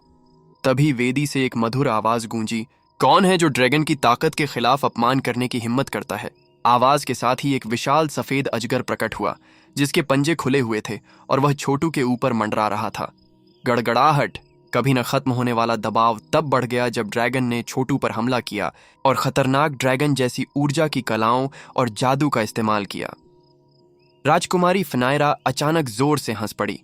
ओ छोटू, मुझे यकीन है कि तुमने कभी सोचा भी नहीं होगा कि मेरी वेदी में रखे अर्शी स्तर के आत्मा पत्थर में 9 सितारा दानव ड्रैगन की सबसे बड़ी सफेद जादू रचना है। मेरे सिवा कोई भी जो उस आत्मा पत्थर को लेने की कोशिश करेगा, वह जादू रचना को चालू कर देगा, जिससे एक सबसे बड़ा सफेद दानव ड्रैगन आ जाएगा जो देवताओं और राक्षसों को मार सकता है। ओह, सच में? तुम्हारा मतलब इस छोटी सी चीज से है? क्या ये बस इतना ही कर सकती है? तुम्हें सच में लगता है कि मैं अचानक से पकड़ा गया या कुछ और? नहीं, बिल्कुल नहीं। ये बेहतरीन सफेद दानव ड्रैगन, ये 9 सितारों वाला मोती का हार और ये 9 दानव कोर, ये सब मेरे कीटाणु शैतान को बेहतर बनाने के लिए एकदम सही है। और मेरा कीटाणु शैतान जितना मजबूत होगा, मैं उतने ही ज्यादा शक्तिशाली राक्षसों को बुला पाऊंगा। राक्षस अजगर से जरा भी न डरते हुए छोटू आगे बढ़ा, अपने हाथों को आगे की ओर फैलाते हुए प्रकाश की घूमती हुई आकृतियां बनाते हुए। जैसे ही उसने सम्राट के मंदिर की शक्तियों को खींचा, पलक झपकते ही वह एक हाथी के सिर और मानव शरीर वाली देव आत्मा की छवि से घिर गया। बिना किसी हिचकिचाहट के उस देव आत्मा ने नरक के देवता का भाला उठाया और फिर राक्षस ड्रैगन से लड़ना शुरू कर दिया। इस विशाल ड्रैगन को एक आर्शी स्तर के आत्मा पत्थर और 9 सितारा मोती के हार की ताकत मिली हुई थी। इसकी लड़ने की क्षमता राजकुमारी फनायरा से भी ज्यादा थी, लेकिन दुर्भाग्य से यह सच में कभी न मरने वाला महान नहीं था। इसमें कोई आत्मा नहीं थी, जो एक बहुत बड़ी कमी थी। छोटू ने शुरू से ही यह मान लिया था कि वेदी में दिखने से कहीं ज्यादा कुछ है, इसीलिए उसने कोकून से रेशम को धीरे धीरे बाहर निकालने की रणनीति अपनाई थी। उसने स्थिति की जांच करने में समय लगाया और सबसे पहले 999 सर्वोच्च स्तर के आत्मा पत्थरों को निकाला, इस उम्मीद में कि वेदी में छिपे खतरों का पता चल सके। शुक्र है कि जो सबसे बड़ा सफेद दानव ड्रैगन प्रकट हुआ था, वह नरक के दरवाजे के लिए उसके कीटाणु शैतान को मजबूत करने के लिए एकदम सही ईंधन था। इस समय कीटाणु शैतान के पास एक निजी क्षेत्र का दानव कोर और लाशों के साम्राज्य की ताकत थी, जो उसे काफी खतरनाक बना रही थी। लेकिन दानव ड्रैगन और उसका कभी न मरने वाला दानव कोर ऐसी चीज थी जिसके साथ छोटू को आम तौर पर काम नहीं करना चाहिए था। हालांकि राजकुमारी फनायरा ने आशी स्तर के आत्मा पत्थर में जो बदलाव किए थे और यह तथ्य कि दानव ड्रैगन कीटाणु शैतान के समान एक इकाई था, ने सब कुछ बदल दिया था। यह छोटू के लिए एक खास तौर पर तैयार किया गया आसान तरीका जैसा था। उसे बस अपनी प्रभु परमात्मा की सच्ची ऊर्जा का इस्तेमाल करके कीटाणु शैतान और ड्रैगन को एक साथ मिलाना था, जिससे वह एक नरक का रक्षक बन जाए और उसकी ताकत और भी बढ़ जाए। यह राजकुमार से निपटने के लिए एक बैकअप योजना का भी काम करेगा। अगर वह अंतरिक्ष शून्य परिवर्तन तक नहीं पहुंच पाता, तो शायद वह अपने कीटाणु शैतान और नरक के दरवाजे की ताकत का इस्तेमाल राजकुमार को फंसाने के लिए कर सकता था। जैसे ही देव मानव और दानव ड्रैगन एक दूसरे से लड़े, ऊर्जा की धाराएं महान सम्राट के मंदिर से निकलकर ड्रैगन को लपेटने लगीं। और तभी छोटू ने भगवान की आंख खोली, जिससे शानदार रोशनी ड्रैगन पर फैल गई, जिसके कारण वह तुरंत शक्तिहीन हो गया। नरक का द्वार! छोटू भी इस नतीजे पर हैरान रह गया। कीटाणु शैतान आगे बढ़ा, दानव अजगर को पकड़ लिया और उसे निगल गया। फिर कीटाणु शैतान नरक की आग की लपटों में डूब गया और शैतानी आग से घिर गया, जिससे उसमें एक चौंकाने वाला बदलाव आया। समय बीतता गया, कीटाणु शैतान तड़पता रहा और फिर नरक की आग की भट्टी से बाहर कूद पड़ा। वह पहले से ज्यादा लंबा और असली लग रहा था। उसने चमकदार कवच और युद्ध के कपड़े पहन रखे थे। अब उसके सैकड़ों सिर और सैकड़ों भुजाएं थीं और उसके पास अनगिनत जादुई उपकरण थे। उसकी त्वचा शैतानी आंखों से ढकी हुई थी और उससे एक मानसिक तूफान जैसी शक्ति निकल रही थी। खास तौर पर ध्यान देने वाली बात थी उसकी छाती पर 9 शैतानी आंखें जो बाकियों से बड़ी थीं और तेज रोशनी से चमक रही थीं। ये कोई और नहीं बल्कि 9 सितारों वाले मोती के हार के दानव कोर थे, जिनमें से प्रत्येक में 9वें पौराणिक बदलाव की शक्ति थी। ऐसी चीजें दुर्लभ मानी जाती थीं, इसलिए सिर्फ राजकुमारी फनायरा जैसी ताकतवर इंसान ही इतनी सारी चीजें जमा कर सकती थीं। इस पल तक वे दानव कोर कीटाणु शैतान की सबसे बड़ी ताकत का स्रोत थे। लगभग तुरंत ही नरक का द्वार और स्थिर हो गया और छोटू को यह एहसास हो गया कि अब वह 7वें पौराणिक बदलाव में राक्षसों को बुला सकता है। बेशक वह अभी भी नरक से सच में जुड़ने में सक्षम नहीं था। माना जाता है कि जब नरक के द्वार का इस्तेमाल सीधे नरक से जुड़ने के लिए किया जाता था तो नरक के राजाओं को बुलाना मुमकिन हो जाता था, जो नरक की शक्तियों के नेता थे और जो अर्ध अमर स्तर से भी ऊपर थे। हालांकि उसने राक्षस अजगर को वश में कर लिया था, फिर भी उसकी साधना का आधार बहुत कमजोर था। अगर वह थोड़ा और ताकतवर हो जाए और 9 सितारों वाले मोती के हार की पूरी क्षमता का इस्तेमाल कर ले तो वह तारों जैसे राक्षस शैतानों को बुला सकता है।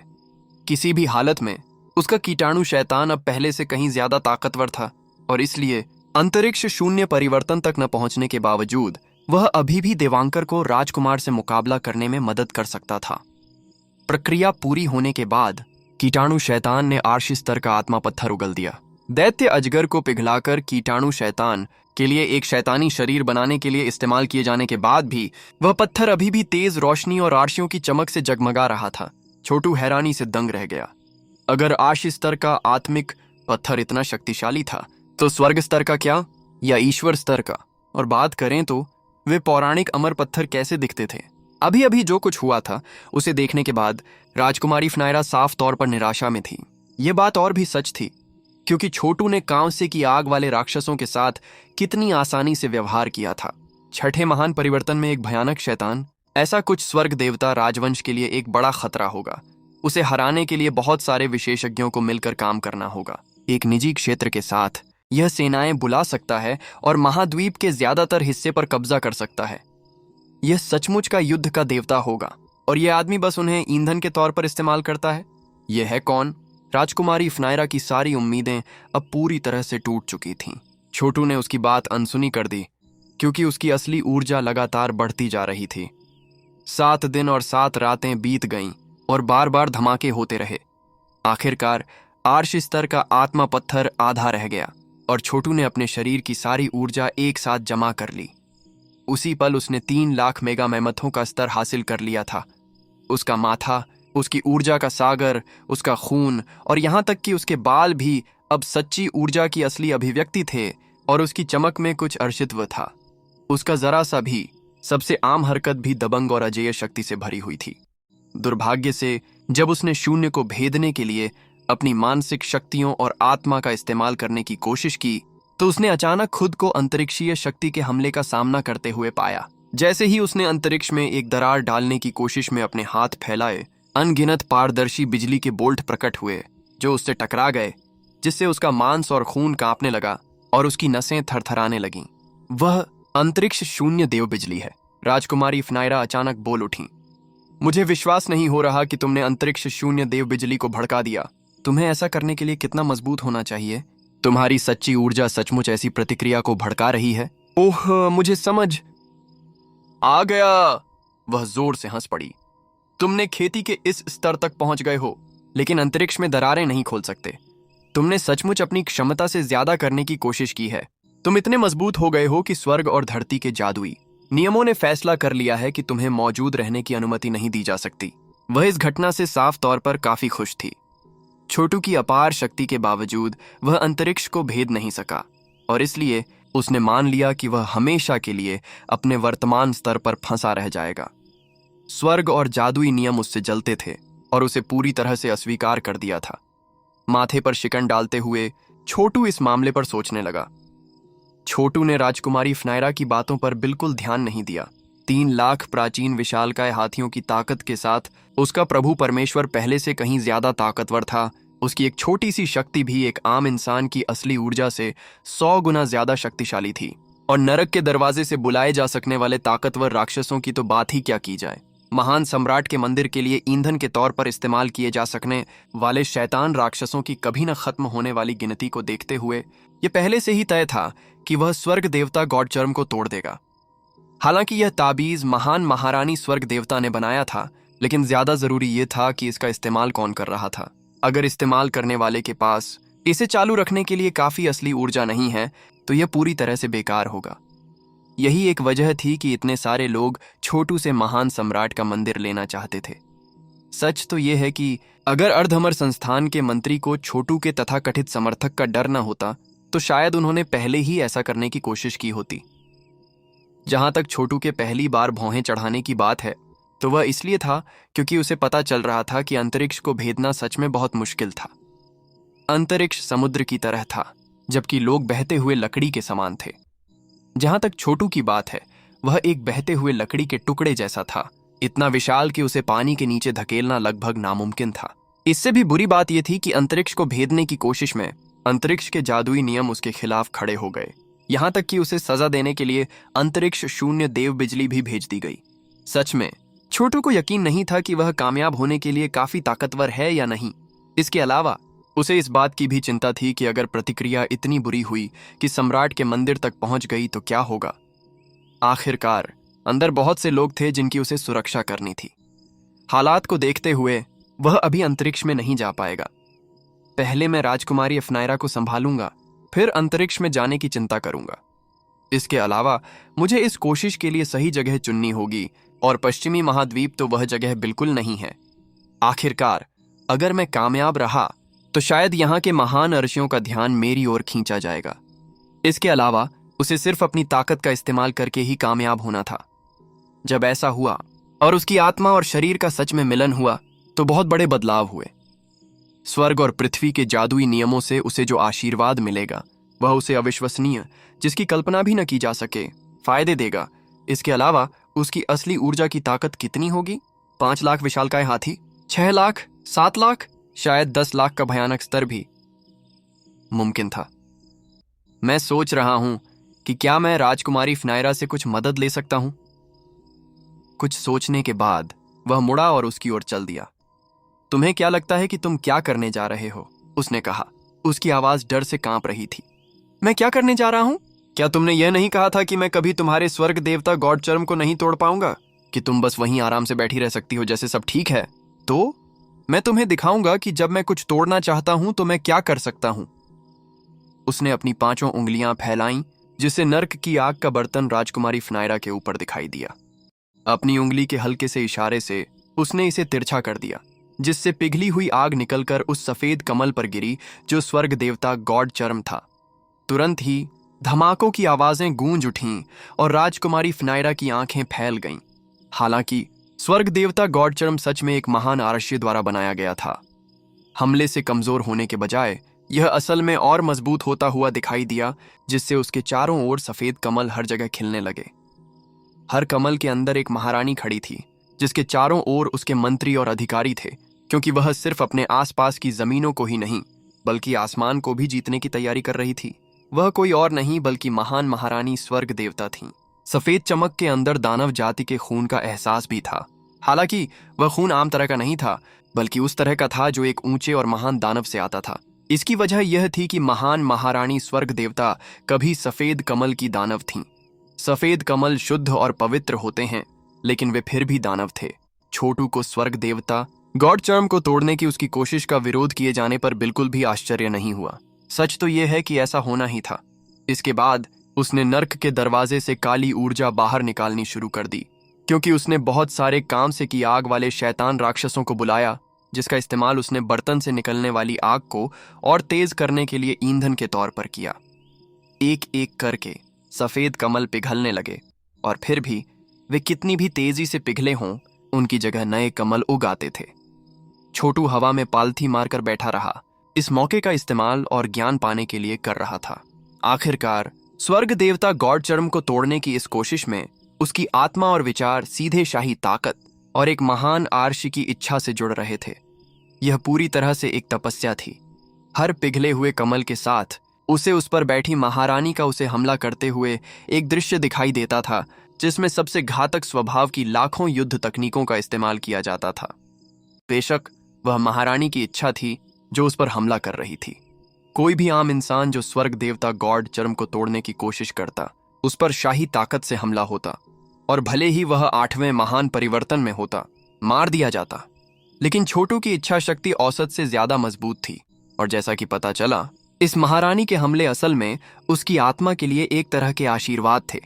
ऐसा लग रहा था मानो उसकी चेतना के सागर में वह महान महारानी स्वर्ग देवता से लड़ रहा हो, उसके हर खतरनाक चाल का मुकाबला कर रहा हो और उससे बच रहा हो। अगर वह गलती करता तो उसकी आत्मा को नुकसान पहुंचता, या वह पूरी तरह से नष्ट हो जाता और वह मर जाता। लड़ाई लंबे समय तक चलती रही, जब तक कि महारानी ने आखिरकार चिल्लाया, आकाश स्वर्ग त्रिविध विच्छेदन।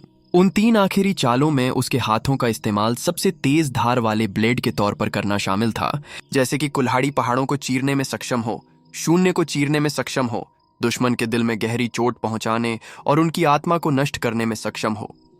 जहां तक राजकुमारी फनायरा का सवाल है, वह महसूस कर सकती थी कि शाही ताकत कमजोर होती जा रही है। आखिरकार वह महान महारानी स्वर्ग देवता के अवतार को नियंत्रित कर रही थी। क्या तुम्हें लगता है कि तुम मेरी आत्मा को नुकसान पहुंचा सकते हो? तुम गलतफहमी में हो। छोटू के माथे में चेतना के सागर के भीतर अनगिनत ऊर्जा की धाराओं ने नरक के देवता के भाले को आकाश स्वर्ग त्रिविध विच्छेदन को रोकने के लिए सहारा दिया। जब उनका संपर्क हुआ तो उसकी चेतना का सागर कांप उठा, फिर भी स्थिर रहा। पास ही वह सुनहरा शैतान बैठा था, जो पूरी तरह से स्थिर रहने में सुरक्षित और संतुष्ट लग रहा था।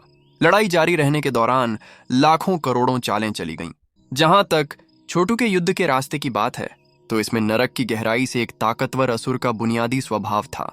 महान महारानी स्वर्ग देवता का युद्ध का रास्ता शक्तिशाली था, लेकिन नरक के असुरों के मुकाबले इसका कोई मतलब नहीं था।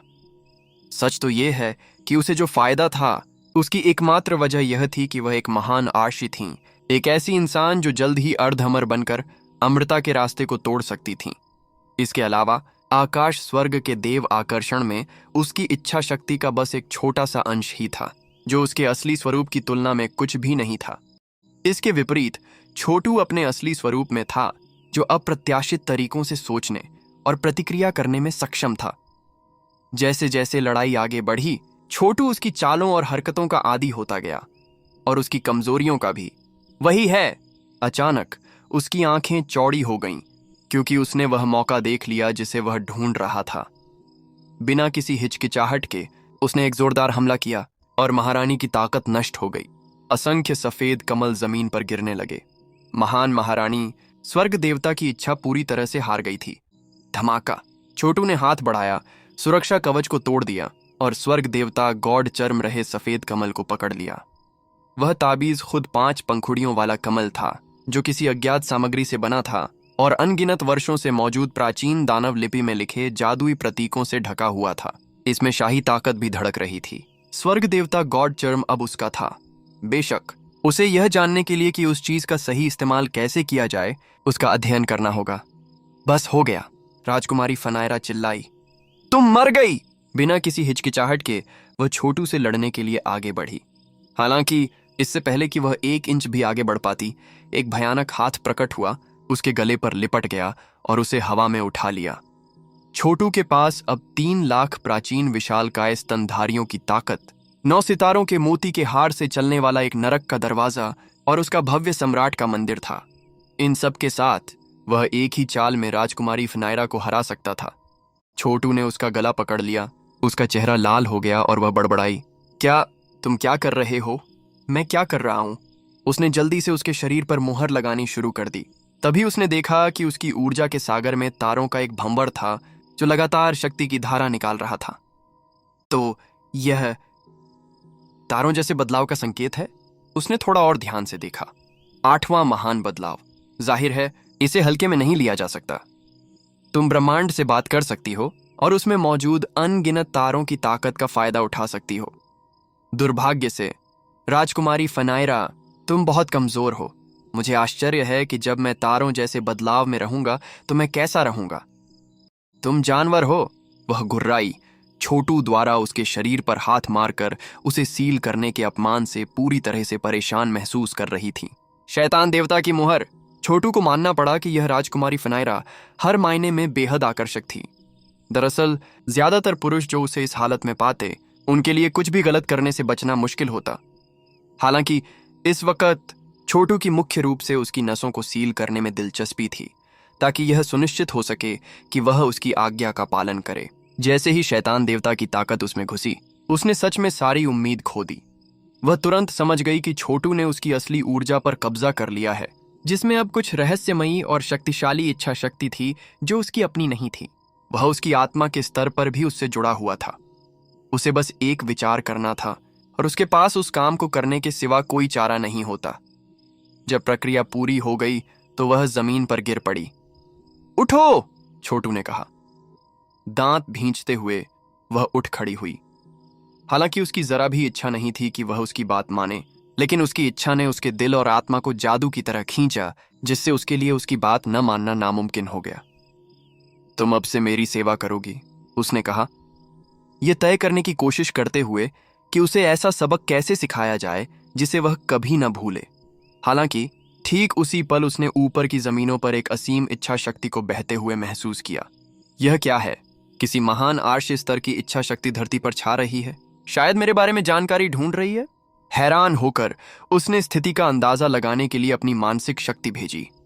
निश्चित रूप से एक ताकतवर इच्छा शक्ति काम कर रही थी, जो ऊपर नीचे पास दूर तक शिकार कर रही थी। सवाल में मौजूद शक्ति का स्तर इंसानों की क्षमता से कहीं ज्यादा था। यह साफ तौर पर महान आर्ष स्तर की अभिव्यक्ति थी। यह कोई अचानक या यूं ही किया गया काम नहीं था। यह साफ तौर पर छोटू को खोजने की एक सोची समझी कोशिश थी। पश्चिमी महाद्वीप में उसने जो तमाशा किया था, और इस बात को ध्यान में रखते हुए कि उसने सच में फनायरा पर कब्जा कर लिया था, इसमें कोई हैरानी की बात नहीं थी कि एक महान आर्षि ने दखल दिया था। समृद्ध सुगंधित महाद्वीप में 5 महान आर्षि थे, जिनमें 4 संस्थानों के कुलपति और आर्षि पूर्वज राजवंश के सम्राट शामिल थे। पश्चिमी महाद्वीप में तो इससे भी ज्यादा महान आर्षि थे। आखिरकार वहां आसानी से उपलब्ध आत्मिक पत्थरों ने साधना को बहुत आसान बना दिया था। छोटू ने सन मून इंस्टीट्यूट से जो पश्चिमी महाद्वीप का नक्शा हासिल किया था, उसमें लिखा था कि वहां कम से कम 6 महान आर्षि थे। अगर वे एकजुट हो जाएं, तो वे इतने ताकतवर हो जाएंगे कि आसमान को हिलाकर रख देंगे और धरती को तहस नहस कर देंगे। फनायरा पर कब्जा करने के बाद छोटू के तुरंत छिप जाने की वजह यह थी कि वह जानता था कि उसके पास महान आर्षि से लड़ने का कोई तरीका नहीं होगा। यह ठीक नहीं है। शैतान ईश्वर की मुहर। उसने जल्दी से महान सम्राट के मंदिर को एक कण के आकार में सिकोड़ दिया और उसे अपने अंदर रख लिया। साथ ही उसने अपनी चमक को छिपाने के लिए शैतान ईश्वर मुहर का इस्तेमाल किया, इस हद तक कि ऐसा लगने लगा कि उसका कोई वजूद ही नहीं है। वह दिव्य इच्छा जमीन से गुजरेगी, छोटू से होते हुए दूर तक जाएगी। वह बिल्कुल नहीं हिला। शैतान ईश्वर की मुहर की तो बात ही छोड़ दो। वह बस चुपचाप ऐसे लेटा रहा जैसे सो रहा हो। थोड़ी ही देर में दिव्य इच्छा की एक और धारा वहां पहुंची। उस इलाके की जांच की और फिर चली गई। ऐसा 6 बार हुआ और हर बार इच्छा शक्ति पहले से ज्यादा मजबूत और अलग थी। सच तो यह है कि छोटू को इन महान हर्षियों की खोज से ही अंदाजा हो गया था कि वे कितने ताकतवर थे। अब तक वह साधना के कई रहस्यों को जान चुका था। उदाहरण के लिए महान आर्ष स्तर को 9 श्रेणियों में बांटा गया था, जिनमें से हर श्रेणी अपनी पिछली श्रेणी से ज्यादा भयानक थी। महान व्यक्ति स्तर की तरह हर श्रेणी में अलग अलग जादुई नियम और स्वर्ग व पृथ्वी के रहस्यों का अलग अलग ज्ञान शामिल था। यह सब अमृता की ओर बढ़ने के रास्ते की ओर ले जाता था। महान अर्षि स्वर्ग के कणों को इकट्ठा करते थे, जो आखिरकार अमर कणों में बदल दिए जाते थे। सबसे ऊंचे शिखर पर पहुंचने पर वे अर्ध अमर बन जाते थे और अमृता के रास्ते पर चल पड़ते थे। कुछ पुरानी कहानियों के मुताबिक बहुत साल पहले अर्ध अमर स्तर को आधा अमर स्तर कहा जाता था। जहां तक महान आर्षि स्तर की बात है, जितने ज्यादा स्वर्ग के कण और अमर कण कोई जमा करता, वह उतना ही ज्यादा ताकतवर होता जाता। जहां तक छोटू समझ सका, दिव्य इच्छा की वे 6 धाराएं असल में अर्ध अमर संस्थान के रहस्यमयी मंत्री के बराबर भी नहीं थीं। वह मंत्री एक रहस्यमय इंसान था, और हैरानी की बात है कि वह पश्चिमी महाद्वीप के किसी भी महान आर्षि से ज्यादा ताकतवर था। अब समझ में आया कि पश्चिमी महाद्वीप, जिसे हैंगिंग माउंटेन का सहारा था, ने समृद्ध हरे महाद्वीप पर हमला क्यों नहीं किया था। बेशक इन 6 दिव्य इच्छाओं में से सबसे कमजोर अभिव्यक्ति भी छोटू से कहीं ज्यादा ताकतवर थी। अगर उसे भगवान के योद्धाओं की मुहर से मदद न मिलती तो वह इनमें से किसी एक के साथ लड़ाई में मर जाता। इसलिए उसने चुपचाप वहां लेटे रहने के सिवा और कुछ करने की हिम्मत नहीं की। महान सम्राट के मंदिर की आभा पश्चिमी महाद्वीप के जैसी नहीं थी, जिससे उसे पहचानना बहुत आसान था। हालांकि इसमें छिपाने की स्वाभाविक शक्तियां थीं, लेकिन छोटू का साधना स्तर अभी भी उन्हें पूरी तरह से इस्तेमाल करने के लिए बहुत कमजोर था। यह असली ऊर्जा की कमी की बात नहीं थी, बल्कि यह सिर्फ साधना स्तर का नतीजा था। 3 या 4 और तरक्की के बाद उसे यह समस्या नहीं होगी। एक बार जब वह निजी क्षेत्र परिवर्तन में पहुंच जाता और भगवान के योद्धाओं का स्वर्ग बना सकता, तो निचले स्तर के महान आर्षी भी उससे भागने या मरने के लिए मजबूर हो जाते। इसलिए उसने महान सम्राट के मंदिर की जितनी भी शक्तियां वह इस्तेमाल कर सकता था, और साथ ही अपनी शैतान ईश्वर मुहर का भी इस्तेमाल किया ताकि खुद को पूरी तरह से छिपा सके। वह आदिम अव्यवस्था में लिपट गया, तीनों लोकों से अलग और 5 तत्वों से दूर।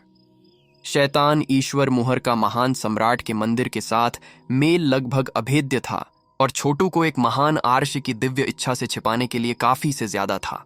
इसके अलावा पश्चिमी महाद्वीप के चारों ओर और उसके अंदर मौजूद शैतान भूतों की भीड़, और साथ ही उसे पीटने वाले नरक के मानसून के कारण उसकी चमक के भी ध्यान दिए जाने की संभावना और भी कम थी। यह बेतुका है, छोटू ने सोचा। मुझे जितनी जल्दी हो सके समृद्ध हरे महाद्वीप में वापस जाना होगा। मैंने वह कर लिया जो मैं यहां करने आया था।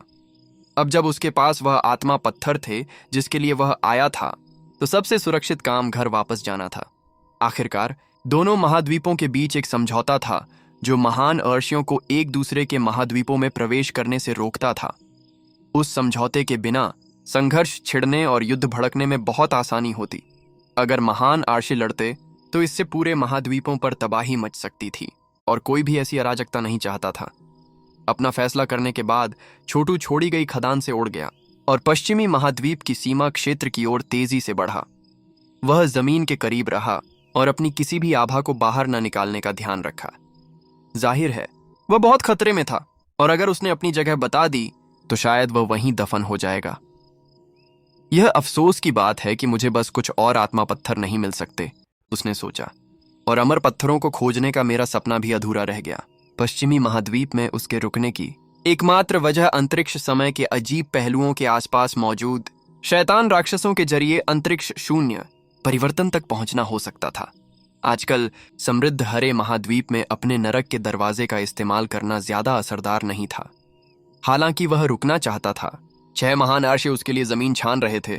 जाल को इतना कस दिया था कि आखिरकार वे उसे ढूंढ ही लेंगे, चाहे वह कैसे भी छुप जाए। जाहिर है पश्चिमी महाद्वीप में रहकर अपनी साधना को आगे बढ़ाने की कोशिश करना एक गलती होगी। हालांकि उसके पास घर वापस जाने के लिए अभी भी समय था। शुक्र है कि वह महाद्वीप की गहराई में बहुत दूर तक नहीं गया था, इसलिए उसे किनारे तक पहुंचने में सिर्फ कुछ घंटे लगे, जहां से वह समुद्र के ऊपर उड़ गया और आखिरकार खुद को दुनिया के अंत में, जहां आयामी बाधा मौजूद थी, पर पाया। एक बार जब वह बाधा पार कर लेगा तो वह समृद्ध हरे महाद्वीप में होगा और दुश्मन महान राशियों से सुरक्षित रहेगा, कम से कम जब तक कि वे युद्ध छेड़ने में दिलचस्पी नहीं रखते। लगभग घर पहुंच ही गया, उसने सोचा। यह कहते हुए उसने महामहिम सम्राट के मंदिर की शक्तियों का सहारा लेकर अवरोध की ओर तेजी से बढ़ना शुरू कर दिया।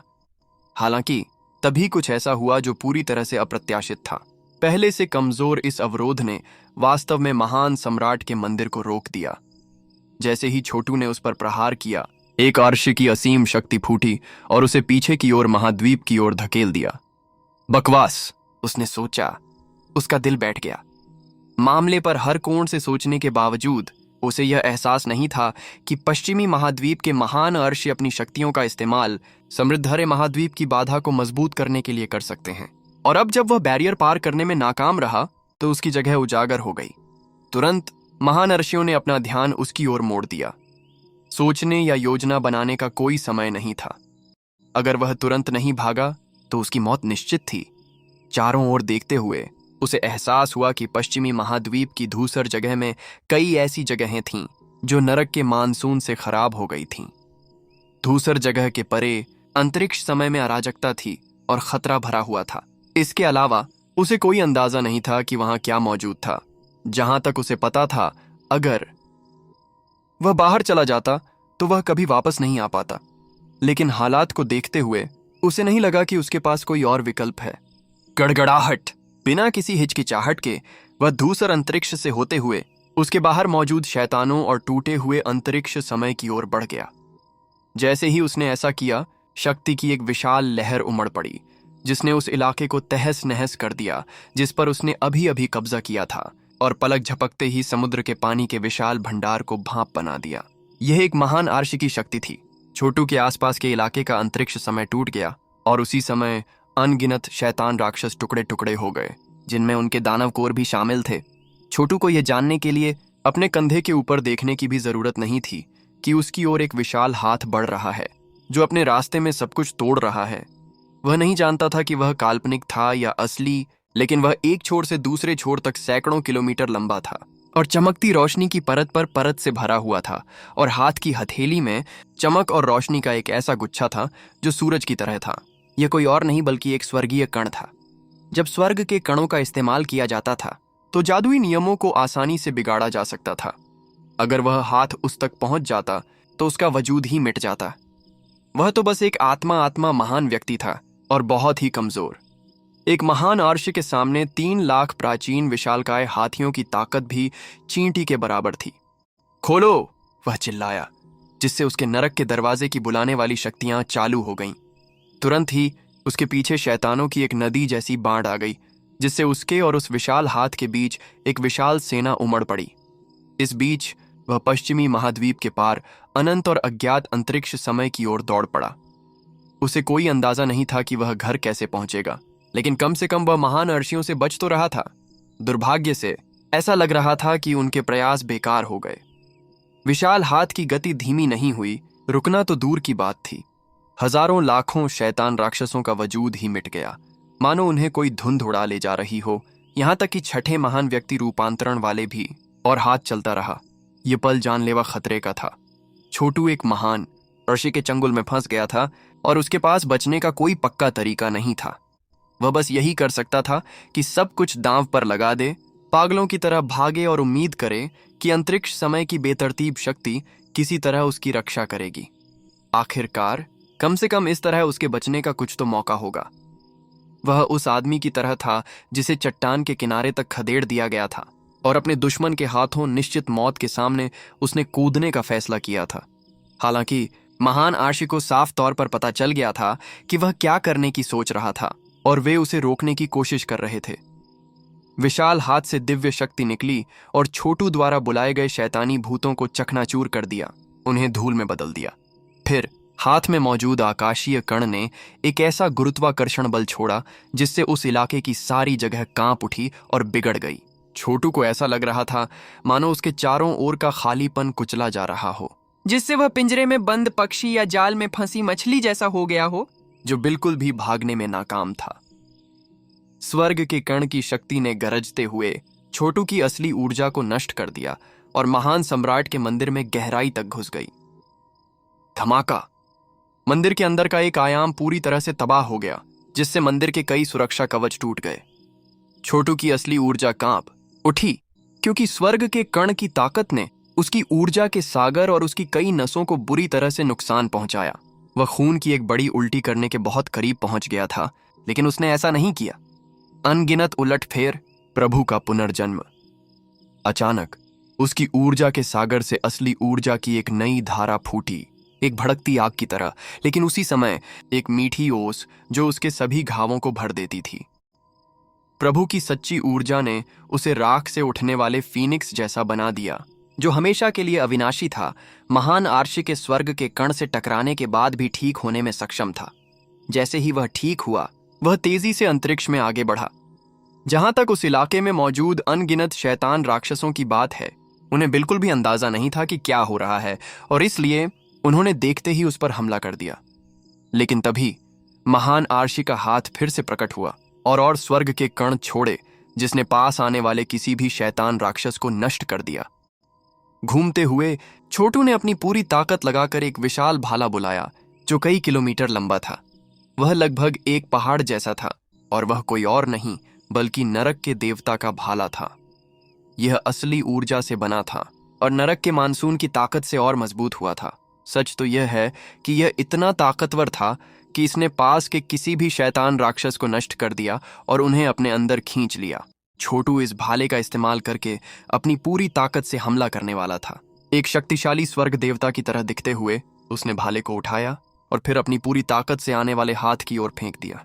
कहा जाता था कि नरक के भयानक देवता अपने भाले को आकाश में बहुत ऊंचाई तक फेंक सकते थे, उन ग्रहों को नष्ट करने के लिए जो देवताओं की सेना का प्रतिनिधित्व करते थे। और छोटू ठीक उसी तरह से हमला कर रहा था। विशाल भाला आगे बढ़ा और पलक झपकते ही विशाल हथेली से टकरा गया। आकाश के कण भी उसे नहीं रोक पाए। एक आवाज गूंजी। फिर हाथ को नियंत्रित करने वाले महान आर्षि ने अपनी तर्जनी को मोड़ा और फिर छोटू के नरक के देवता के भाले को झटका दिया। धमाका! भाले की सतह पर दरारें फैल गईं और फिर वह टूट गया। देवताओं की सेना की रोशनी गायब हो गई और असली ऊर्जा की भारी मात्रा शून्य में फीकी पड़ गई। उसी समय एक जोरदार लहर आसपास के अंतरिक्ष समय में फैल गई। चोटों के कारण छोटू ने खून की एक बड़ी उल्टी की। मुझे यहां से निकलना होगा। उसके हाथ में एक आर्ष स्तर का आत्मा पत्थर प्रकट हुआ और उसने खुद को ठीक करने के लिए उसकी शक्ति का इस्तेमाल किया। इसी दौरान वह और महान सम्राट का मंदिर पश्चिमी महाद्वीप के धूसर इलाके से दूर उड़ते रहे। तुम कहीं नहीं जा रहे हो, महान आर्ष की आवाज गूंजी। इससे कोई फर्क नहीं पड़ता कि तुम उस बिगड़े हुए अंतरिक्ष समय में हो, मैं फिर भी तुम्हारे लिए बचना नामुमकिन बना सकता हूं। गड़गड़ाहट की आवाजें गूंज उठीं क्योंकि विशाल हाथ धूसर जगह को पार करके छोटू की ओर बढ़ गया। इस वक्त तक छोटू पश्चिमी महाद्वीप के धूसर इलाके से बहुत दूर बेतरतीब अंतरिक्ष समय में चारों ओर जोरदार हवा, भूतों की चीख और देवताओं के विलाप से घिरा हुआ था। उस पर हमला करने वाली ताकतें किसी अमर महान व्यक्ति के हमले से कम नहीं लग रही थीं और उसकी आंखों के सामने जो मंजर था वह घने अंधेरे के सिवा कुछ नहीं था। उसके पीछे एक विशाल महाद्वीप अस्त व्यस्त अंतरिक्ष समय के बीच लटका हुआ था, जिसमें एक घुमावदार आसमान और एक सपाट धरती थी। जहां तक उस पारदर्शी बाधा की बात है जिसने उसके चारों ओर की अराजकता को रोक रखा था, वह महाद्वीप का धूसर क्षेत्र था, महाद्वीप का स्वर्ग। ऐसी सुरक्षात्मक झिल्ली के बिना उल्कापिंड, ऊर्जा प्रवाह, अराजक उतार चढ़ाव और अन्य विनाशकारी शक्तियां उसे नष्ट कर देतीं। इस वक्त छोटू न तो समृद्ध हरे भरे महाद्वीप को देख पा रहा था, न ही उसे सम्राट के मंदिर से उसका आभास हो रहा था। पश्चिमी महाद्वीप के धूसर इलाके को छोड़कर वह खो गया था और उसे घर पहुंचने का कोई रास्ता नहीं सूझ रहा था। और अंतरिक्ष समय का बेतरतीब मंथन इतनी ताकत से भरा था कि इस हालत में किसी भी साधक का कोई मोल नहीं था। बेशक छोटू अभी खतरे से बाहर नहीं निकला था। विशाल हाथ अभी भी उसकी ओर बढ़ रहा था।